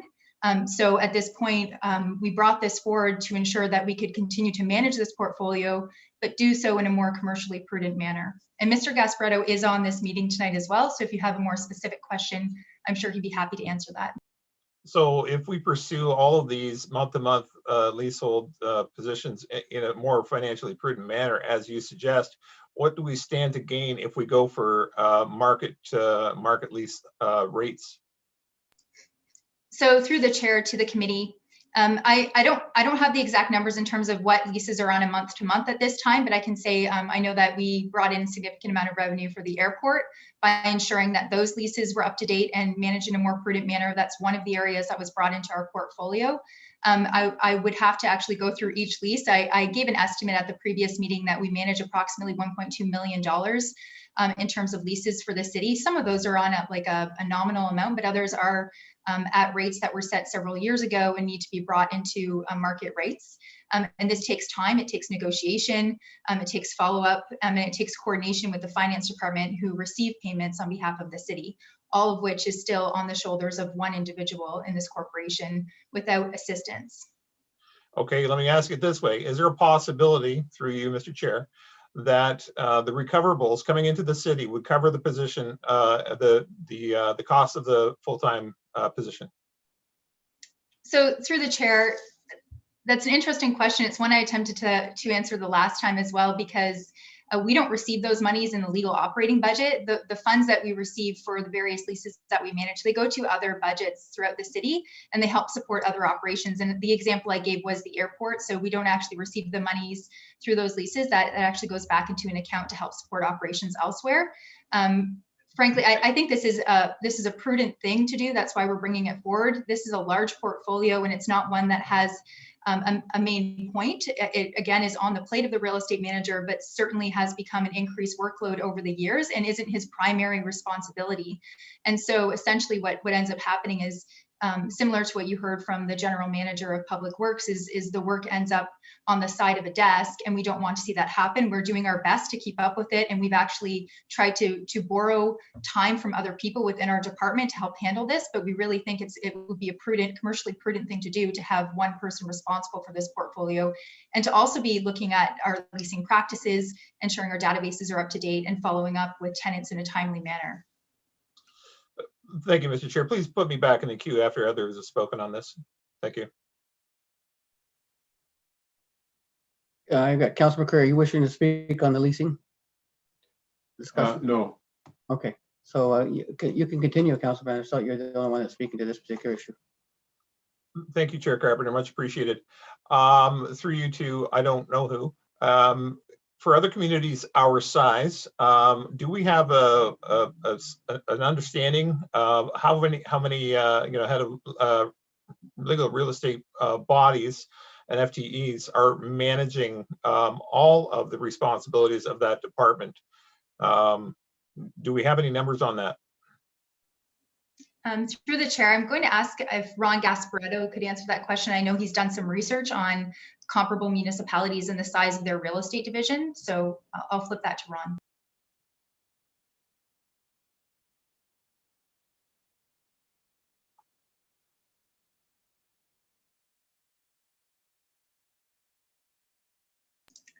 Or not, maybe he's having technological difficulties. So I know Ron had done some of that work, and I don't have it on hand actually, but I believe the answer was most departments, and I did review that information, have more than one individual responsible for their real estate portfolio. So currently in the City of Brantford, we have the real estate manager, we have a shared assistant with the entire legal team, as well as insurance and risk management now. And we have a law clerk who helps support the real estate lawyer and the entire team, and does a lot of work as well on our prosecution side. And so really you have maybe 1.5 individuals responsible in the City of Brantford. And I think the average, from what I can recall, was about 3 people in municipalities about the size of the City of Brantford. And that can grow to, depending on the type of program that you're offering in real estate. So essentially this is about being a prudent landlord in terms of the agreements that you have in place to manage your real estate assets. Thank you. I appreciate that explanation.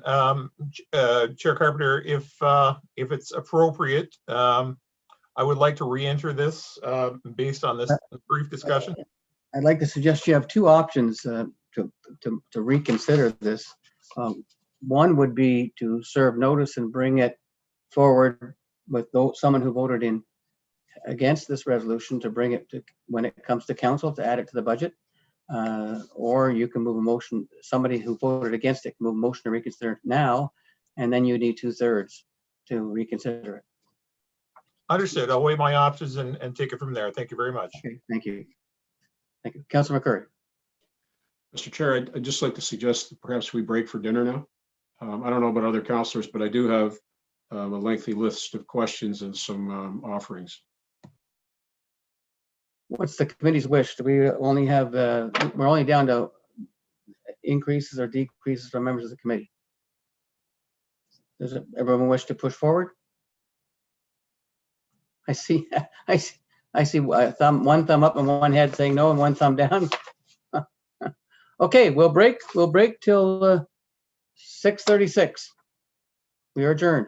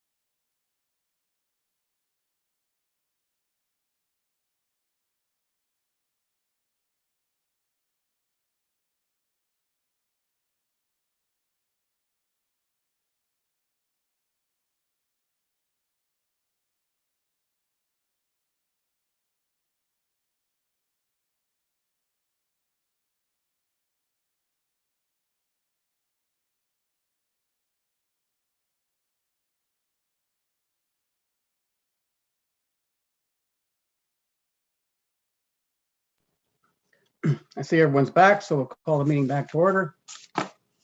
And motions from members of the committee require this time to consider any other operating budget adjustments not previously considered. Councillor McCurry, you have the floor.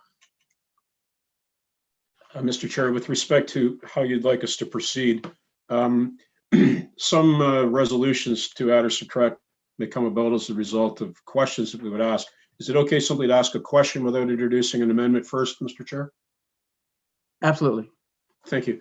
Let me explain that. First of all, let me say that the CAO, Joelle, senior staff have done a tremendous job of looking after this budget. And as one looks into the line by lines and digs down, you can see exactly the methodology that was used. And it's I'm very appreciative.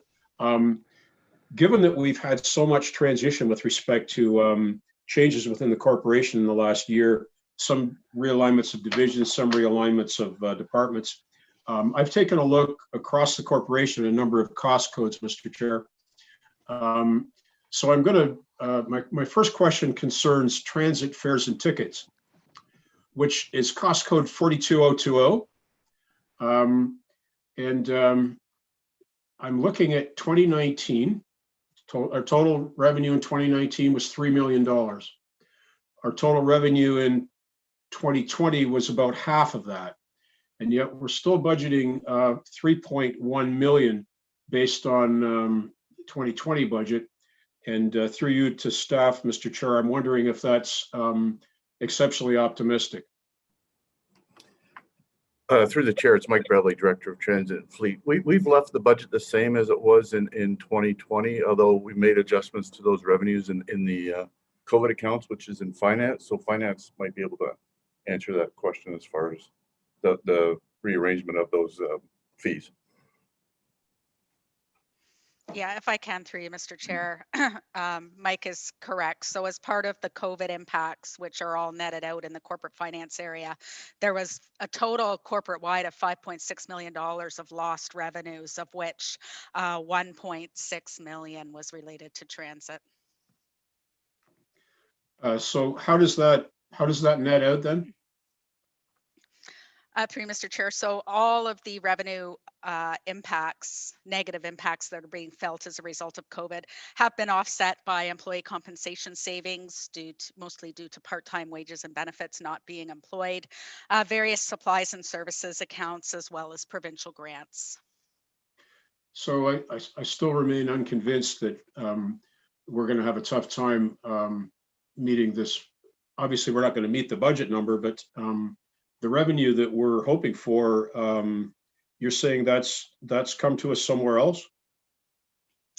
Yes, through you, Mr. Chair. So there's a line-by-line review that was done by all departments to identify wage and benefit savings that would be expected through the rest of 21 that are related to COVID, as well as a number of supplies accounts and services accounts for items that would not need to be purchased during a pandemic, as well as grants that have been provided to the city to assist in mitigating the impact of lost revenues as well.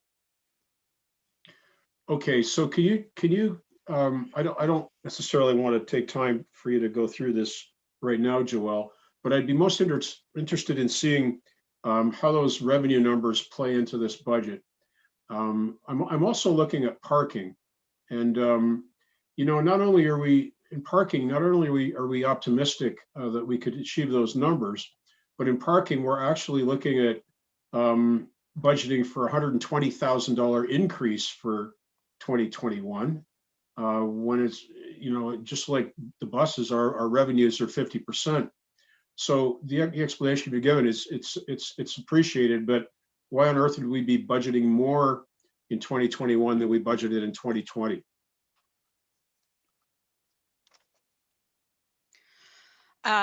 Through the chair, I can speak to the COVID impacts of this. So departments were instructed to develop the 2021 budget on a base budget on a normal year. With respect to why those revenues would expect it to be increased in a normal year, I'll defer that to Public Works staff. But certainly from a COVID perspective, parking revenues are also being impacted through this. And we've estimated lost parking revenues of $442,000 in 2021, which are also represented within the COVID accounts. Okay, so Mike, could you jump in and explain why you've boosted the budget by $119,000? Through the chair, is that for parking? It's all the municipal parking. Yeah, I don't lines. I don't look after parking anymore. I think that's Mark Jacquelin's area. There they go.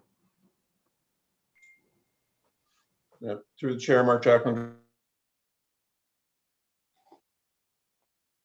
So Mark, my question was, if you look at the total of all our parking accounts, we're projecting an increase this year of $119,000.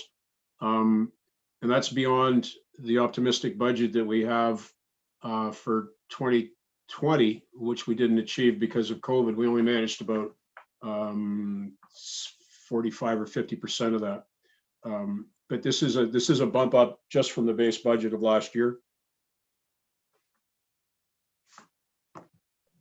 To the chair, Councillor McCreary. I think Mark is frozen there. He's trying to get back on. Not sure if Tom Swinsky's on. If Tom, you can come on and provide a response to Councillor McCreary, please. Thanks. Good evening. Through the chair, our numbers for parking related numbers are based on 2019, as that was a more realistic year, with addition to increase to parking fees. So those numbers do not reflect the COVID impact, as Joel mentioned earlier, but those are 2019 rates, 2019 actuals with increased parking rates. Yeah, so that's my question. Tom, you just rephrased my question. So your budget for 2021 is $675,000, okay? Your actuals in 2019 were 500,000. Your budget for 2020 was 556,000. So what you're doing is you're actually increasing your budget for 2021 by 119,000 over the 2020 budget, which we missed by 50%. So I'm wondering why you've increased your budget from 20 to 21 when you didn't make the numbers for 20. Essentially, 20 when we're developing the budget, we had really no good knowledge of when the pandemic will be over, and we're hopeful that this will be the realistic budget. As part of that, the COVID impact is calculated on a side of it, which is not included in these numbers. So essentially, the goal was to achieve 2019 actuals with addition of the fee increases. Thank you.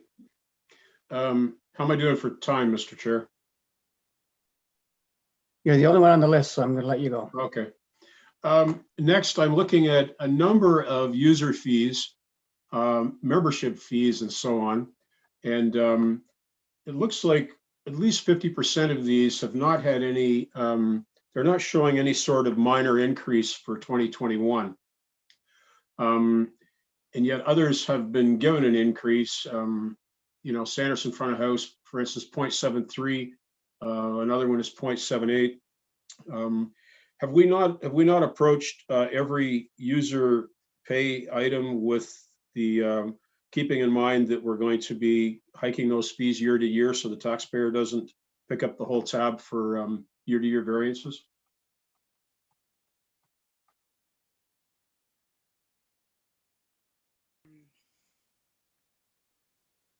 I will, through you, Mr. Chair, it's Brian Hutchings, CEO.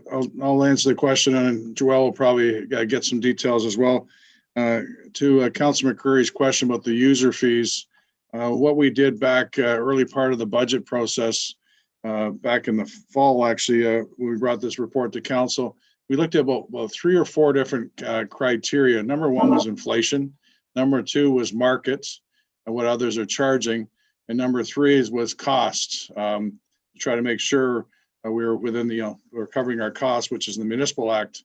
We looked at all those things, which then I looked at a variable. We realized we're not applying, this is a problem, was a problem last year. We're not applying these things consistently across the board. It's a large plethora of numbers. So that's why in the capital budget, we put forward a request to kind of get somebody to kind of work on this with us. That was denied, and we're now setting up a user fee task force. But to your point, Councilor McCreary, it isn't consistent. We're looking at 2021 this year to kind of make sure it was. We had some sort of consistent methodology, but you have picked up an issue which hopefully the user fee task force will deal with. Thank you very much, Brian. Brian, would you care to take a run at the last question I asked about why we've increased our parking prognosis by $119,000? Councilor McCreary, I know a lot of details about a lot of things, but that's one I can't answer, and I'm not going to try to answer it on the spot. Fair enough. Okay. Now I'm looking at line 43515, Joelle, which is Gretzky Center sponsorships. In 2019, we had a sponsorship of $36,000. We haven't had that since. I have no recollection of that. Can you remind us what that was?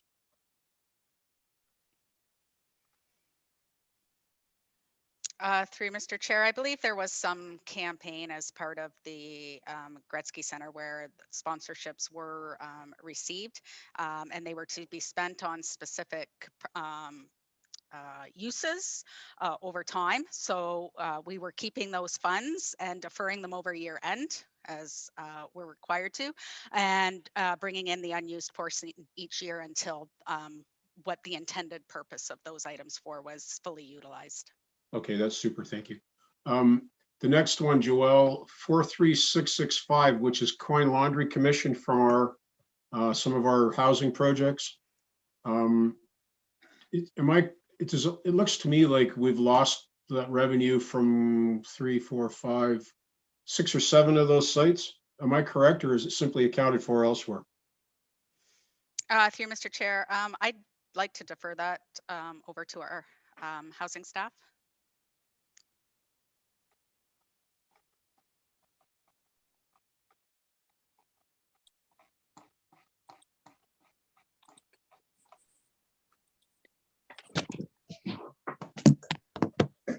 Good afternoon. Donna Kirshnoff, Manager of Housing Operations, and through the chair. There has been some review of the laundry revenue, and there are some accounts that we are looking into because of an issue with Coinomatic right now. But other than that, our laundry revenues are what we've been receiving from Coinomatic. There's a bit of accounting issue that we are looking into. So it appears as though there are 7 accounts that we no longer collect from. Winston, Lauren, Brand, Albion, Walker's Green, Trillium, Sunrise. And there are, looks like 1, 2, 3, there's 3 or 4 others that we are collecting from. Can you indicate why some are active and some are not? Through the chair, I'm sorry, I don't have an answer for you at this time, but we'll definitely look into this. Okay, could you send us a note tomorrow? Absolutely. As soon as you can. Absolutely.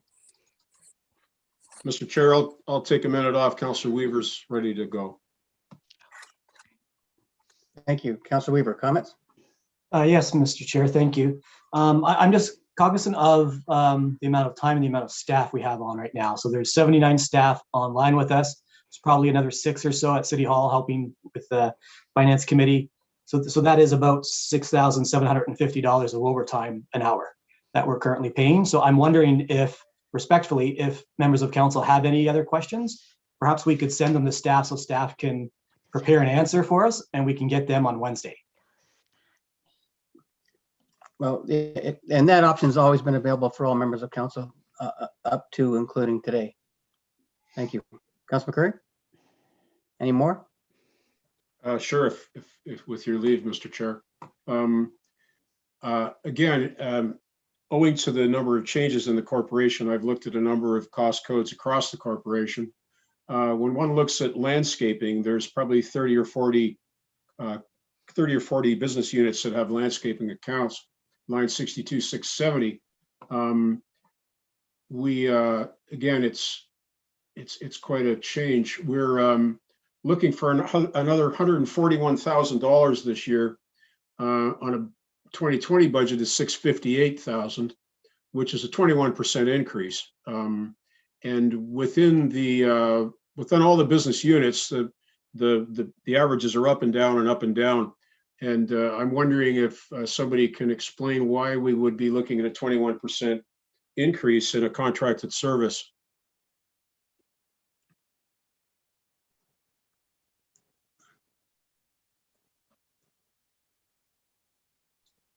Through you, Mr. Chair, I can address my area for sure with regards to the landscaping account. Part of the funds in our area for landscaping are covering the cost of the boundary lands and the cost to maintain them, in addition to one of the city parks that came with the boundary land. So that's the cost of that account in my area. What's your total, Brian? Through Mr. Chair, I think there was an additional $100,000 this year in that line, in that budget, and of that 100,000, that was all intended to cover boundary expansion costs for roadside cutting and the park. Okay, thank you very much. Regarding janitorial services across the corporation, we are budgeting an increase this year of $173,000 based on a 2020 budget of $817,000 and an expenditure of $1 million. Is it staff's position that we're needing to spend that kind of money to pay for some COVID service?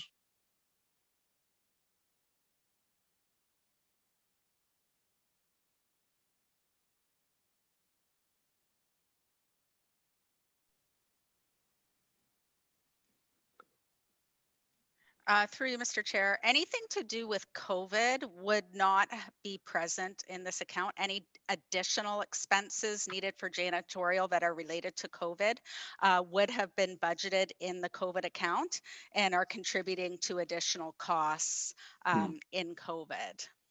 Okay, so is there some explanation why that's up 21%? I don't believe we've taken on any new buildings, have we? Through you, Mr. Chair, to Councillor McCreary, Lee Sordo, Director of Facilities Management and Security. I could answer on a couple of those questions in regards to some of those janitorial increases. In particular, we did bring on the new City Hall as a new property into the mix, and that one you will see I don't have the headers, but I think it was around $110,000 increase on that one. And we also had Lise, is that the net between new City Hall and old City Hall?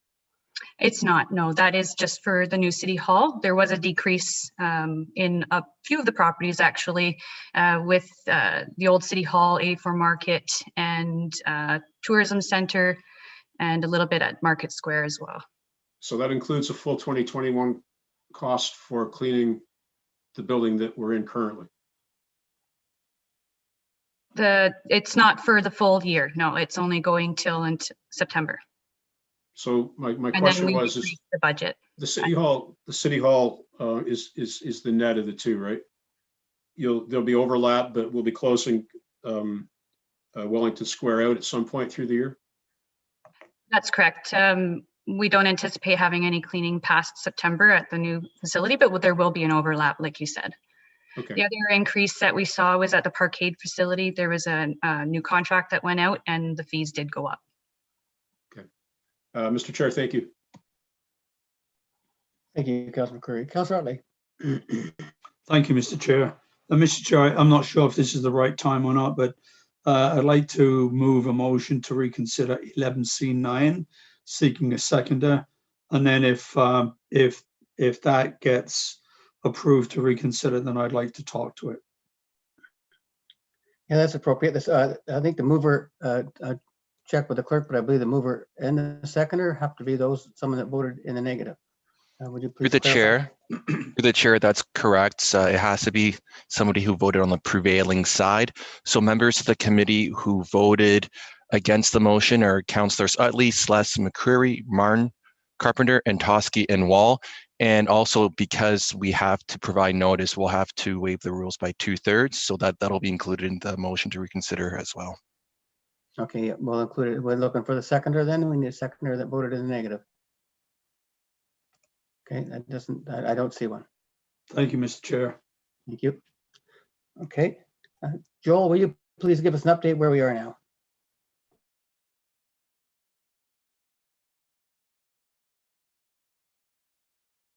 I don't believe there's any change because we didn't add or subtract in this last section. Go ahead.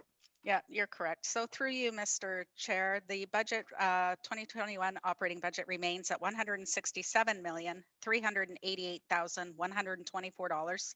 That's a budget impact after assessment growth of 2.33%, an average residential tax impact of 2.91% or $95.27, an average multi-residential tax impact of 2.63%, an average commercial tax impact of 0.72%, and an average industrial tax impact of 1.72%. Thank you, Joel. Councilor McCreary, I see your hands up. Mr. Chair, thank you. Just bear with me a second. In terms of our advertising expense across all business units, of which there are lots and lots and lots and lots.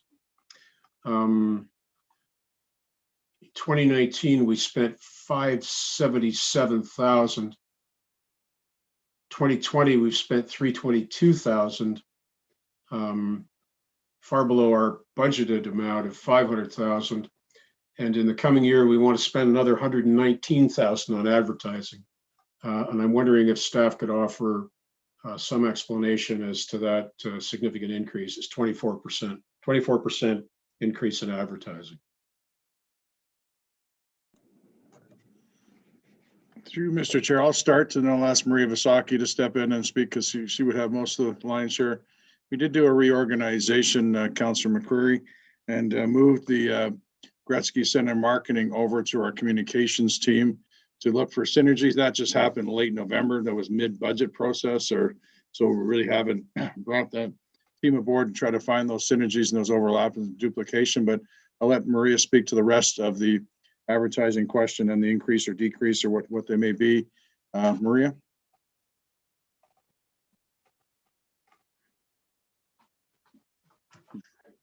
I thought she was on. Maria? Thanks, Brian. Through you, Mr. Chair. Councillor, can I ask you to repeat the actual figures that you mentioned in your question? You're proposing a $119,000 increase for 2021. And you're looking at the communications and community engagement budget specifically? I'm looking at line 62235, which is advertising throughout the entire corporation. That's the sum total. So in terms of communications and community engagement, as Brian has already referenced, the realignment did bring in the Parks and Recreation budget into the communications and community engagement budget. Would those amounts have been accounted for in the 62235 cost code and wherever they were before? They should be, because they would have been in that 62235 business unit. Yeah, so that's why I've looked across the entire corporation. Regardless of what department it's in, it's all in the same cost code. It's all the same total. So our total over the previous budget is 119,000. So my question is, why? So I can't speak for every single department's budget because those budgets are developed and determined by staff based on what initiatives need to be completed in the upcoming year. I would suspect, based on experience, that those advertising dollars are in there based on initiatives that may not have been executed due to the delays caused by the COVID pandemic. For example, there were public information centers that were planned. Those would all be promoted through departmental advertising budgets. Many of those were delayed and could not take place in 2020 as planned. So you may be seeing some increases in budgets due to catch up in 2021 for initiatives that were not executed or implemented in 2020. Thank you. Mr. Chair, I'm going to move an amendment at this time. Sure, go ahead. To reduce the line 62235 advertising budget globally throughout the corporation by $75,000. And you have a seconder. Councillor Martin, it's on the floor for discussion.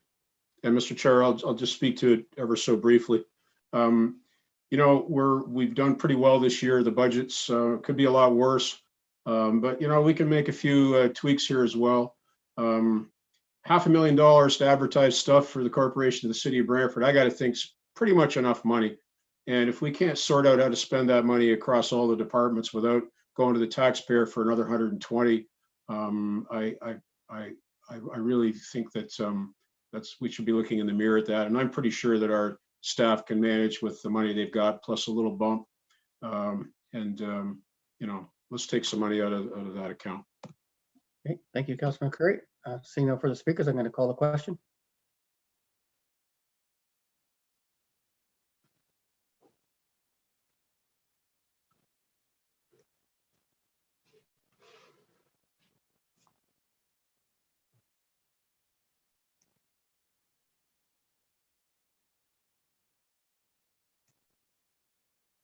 Through the chair, we're just waiting for Councillor Vanderstelt to cast his vote. Sorry, Mr. Chair, I got bumped out trying to get back in. I didn't even hear the, put me in the affirmative, please, Mr. Chair. Thank you.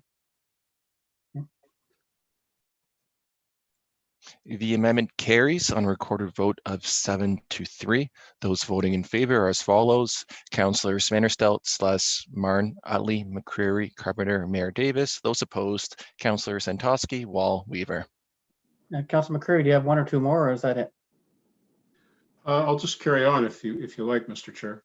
Yeah, how many more do you have? I can't say as I know for sure. More than one, less than 100. Okay. Mr. Utley, Brian, go ahead, Brian. Just if I can, through Councillor Carpenter, I understand Mariam McClellan has an answer to Councillor McCurry's earlier question that he asked regarding the machines, if that's appropriate. You want to answer that now versus a letter tomorrow? It's up to you. No, we can have it now. Mary Ellen?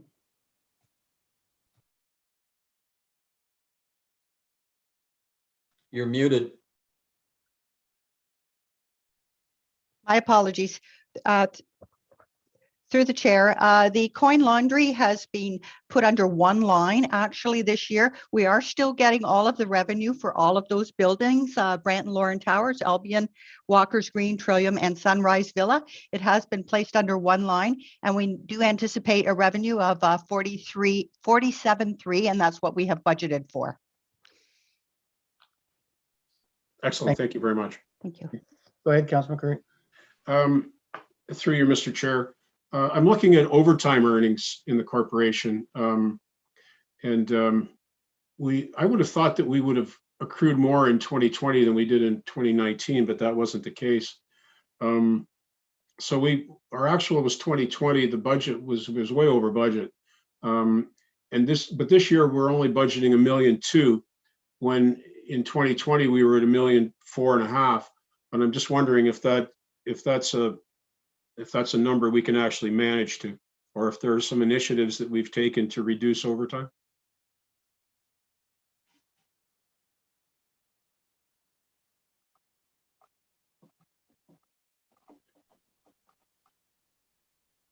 If I can, through you, Mr. Chair, it's Brian Hutchings, CEO, to Councilor McCurry. 2020 was a bit of an anomaly. Let me start by first saying each one of the unit managers, I mean, this is built on a pyramid. They've all, the manager, supervisors budget the overtime, but 2020 numbers that were actually budgeted for was a bit of an anomaly because of the COVID and the amount of overtime we incurred and people not being able to take time off. But so I'm relying on all the managers who produce their budgets to do that. And it's we seem to feel that's from what our managers and our directors and our general managers have provided. We have confidence in what they can manage within that realm. Again, Mr. Chair, with respect to tax write-offs by ARBOM, line 65105, 2019 and 2020 actuals were 2.4 mil and 2.7 million, but both 20 budget and 21 budget are only $550,000. Is there a reason why we wouldn't be reflecting closer to what the actuals have been?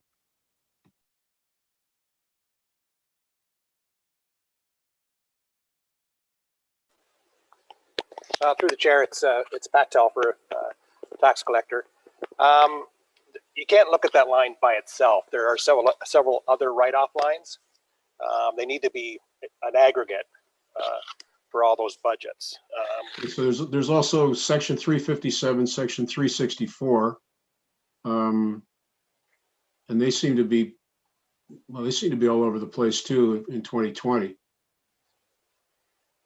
Yeah, so we haven't finished the 2020 year in yet on those accounts. Once we do the final allowance, we review all the outstanding appeals, which has not been done yet. There will be an adjustment to those accounts for 2020. Okay, thank you very much.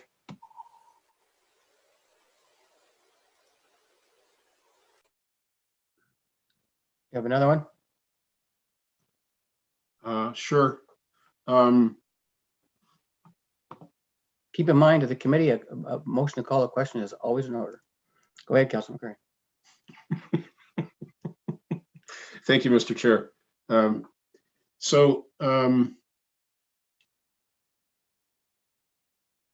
We're looking at item 62,845, which is called engine plant operator. I have no idea what the heck that is, but I know it's awful darn expensive, and we're budgeting an extra $525,000 for it in the current year. I wonder if somebody could explain that one.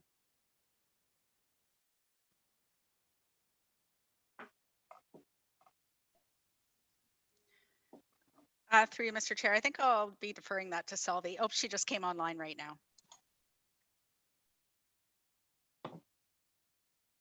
You're muted.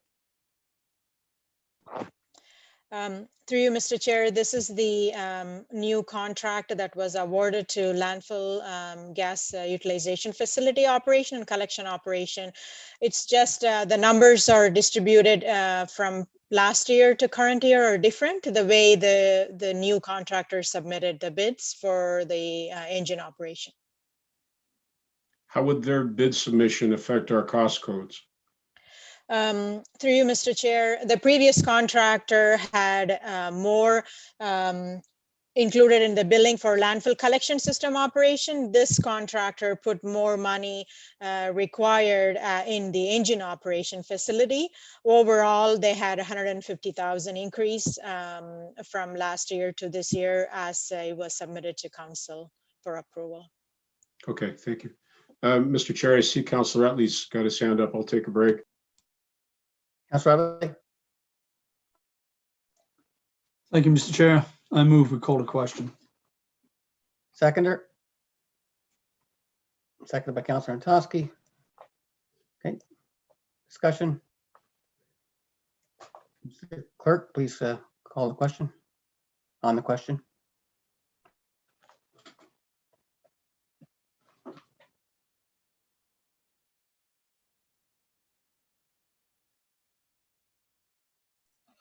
The motion to call the question carries on recorded vote of 6-4. Members of the committee voting in favor as follows: Councilors Vanderstelt, Antosky, Wall, Weaver, Utley. Those opposed, Councilors Martin, McCreary, Carpenter, and Mayor Davis. The question's been called. So, Mr. Clerk, would you please call the question on the budget?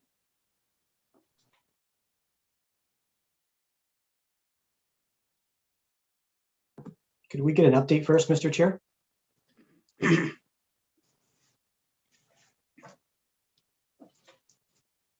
We can, the update is the same as the update. Oh, no, because we cut some on that vote. Yeah. $75,000. Yep, $75,000. Yep. We have an update, Joel, on the $75,000 reduction. Yes, through Mr. Chair. So with the $75,000 reduction, the revised budget is $167,313,124. That's a budget impact after assessment growth of 2.28%, an average residential tax impact of 2.86%, or $93.76, an average multi-residential tax impact of 2.59%, an average commercial tax impact of 0.68%, and an average industrial tax impact of 1.67%.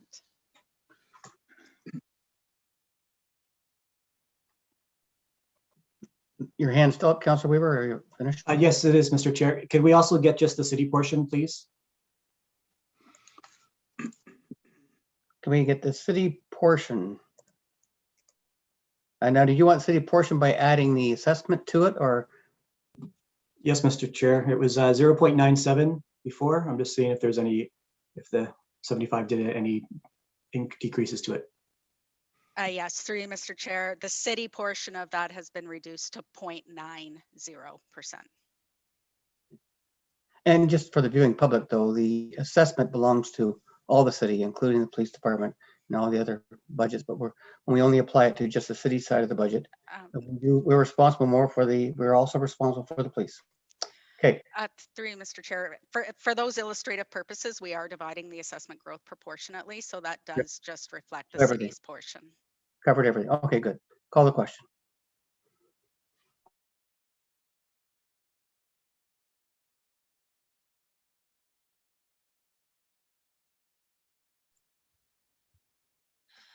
The 2021 operating budget as amended carries on a recorded vote of 7-3. Members of the committee voting in favor as follows: Councillors Vanderstelt, Sless, Antosky, Wall, Weaver, Utley, Mayor Davis. Those opposed, Councillors Marn, McCreary, and Carpenter. Thank you to the committee. There will be no need for a meeting on Wednesday. We will not be meeting. The budget will be coming to council. So any of the questions that others may have, like the questions that Councilor McCreary came up with, if you have other questions, you could submit them to staff. And when this budget comes to council, you can still make amendments at that time. Thank you all for all your work. We are adjourned. Thank you, Mr. Chair. Good night, everyone. Thank you, Mr. Thanks, Chair.